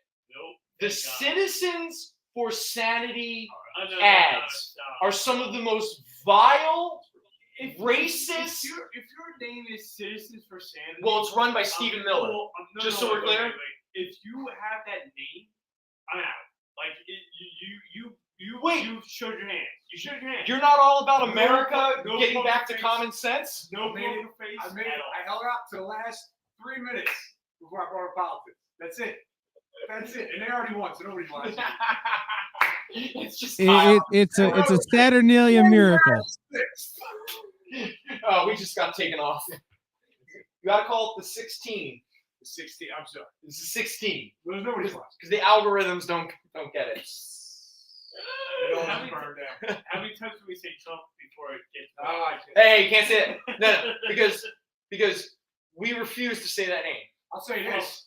Let's go Phillies. Go Phillies! Go Phillies! World Series! Oh my God, I'm so excited! I'm gonna tear my beard out. I can't wait to get home and watch the highlights. Remember that kid? He was like a Boston fan, and he used to always show him in memes at like a Bruins game. And it's like a little 5-year-old kid standing on his seat, and he like rips his shirt off, and he's just like, ah! Yes! And he starts spinning it around, and he's for like 10 minutes, he's just like flexing. He's like 5 years old. It's amazing. That's how I feel right now. Oh my God! But far older than 5. Few years older than 5. All right. Well, here's the thing. Before we end, I just want to say, I know I said this a lot early in the show, but thank you so much for arriving, fellas. Thank you for having me. Because I'll be very honest, I was weirdly down. Like, I don't know. I was kind of. It's a lot to do, and in the game, you know. Yeah, and I wasn't sure how to like keep up my energy, and I don't know. And then you show up, and the tripod for at least one night. It's back. And Mr. Lamazo. Mr. Lamazo was here. He rolled in. Yeah, man. And hopefully, the guy picked him up. Okay, good. Yeah, he set it right up a little early. Oh, good. All right. He Yeah, said, he was like, this. I'm gonna take an Uber if I have to take. He's like, I'm not taking a train. No, we're not So if he tonight. can't get a ride, he was. Man. The train tonight's gonna be a mess. It's going to be a mess no matter what. So good luck to all of us walking home tonight. At least I think you're walking away from. Walking against the wave. Yeah, because they'll be coming in. Yeah. I everyone- mean, walked broad and down broad. Well, we'll be fine. So we'll be together. Oh, I mean, you'll be fine as long as you're not wearing a Padres hat. Yeah. You're Instead, you have Phillies a. fan, man. You're a Phillies fan. Wait. Is Jason? Is that a trucker hat? Is it a hunter hat? It's expanded. It's Italian. Yeah. Did you get that in Rome? No, I bought it in Philly. You sure? Sure. Yeah. Was that from Ashton Kutcher's shop? No. Because it looks Italian. That guy on there looks Italian. It's I feel really bad for any Franciscan monks who happen to live in Philly this week. Oh yeah. Throw it out there. If anything else, okay, real quick, because at this point it's a running gag. At one point I was getting really worked up during the Phillies game. I think it was last night, and I'll be honest, maybe I was a little heavy with drink, anxious and all that kind of stuff. And I try to balance it with a little bit of like breathing, smoke kind of stuff, and the mixture is it's interesting. You had a mess. And so at one point, I started going on in this whole rant as my beautiful girlfriend is sitting there just enduring this insanity. I'm like, man, the fathers, that's what they are. The Padres are the fathers. And you know what? Philly's got to beat all the fathers. And I made a lot of curses. I'm like, screw the fathers. They all deserve to lose because they're all a bunch of losers. And she's just like, And she cried a little, asked me to go back to therapy. It was a fun night. She was like, you are moving out, right? And you're gonna take your bum of a friend living in the basement. And on that note, just so you know, in Italy, Columbus State isn't a thing. That's where we're ending. So we're done. We're done. Phillies won, and Columbus Day doesn't exist in Italy. It does not at all. just so you know, But Halloween does. stuff. All right. Well, everyone, 3 hours of sleep right now. Get out of here. We gotta get home. I'll be back next week. Hopefully, Banana will be here. He might be in Baltimore. Al, dude, Okay, love you, bye. brother. Thank you for coming. And let's leave it with this. Go Phils! Okay, bye. Join the party. Head over to our link tree to find all the links for everywhere the experience is all the time.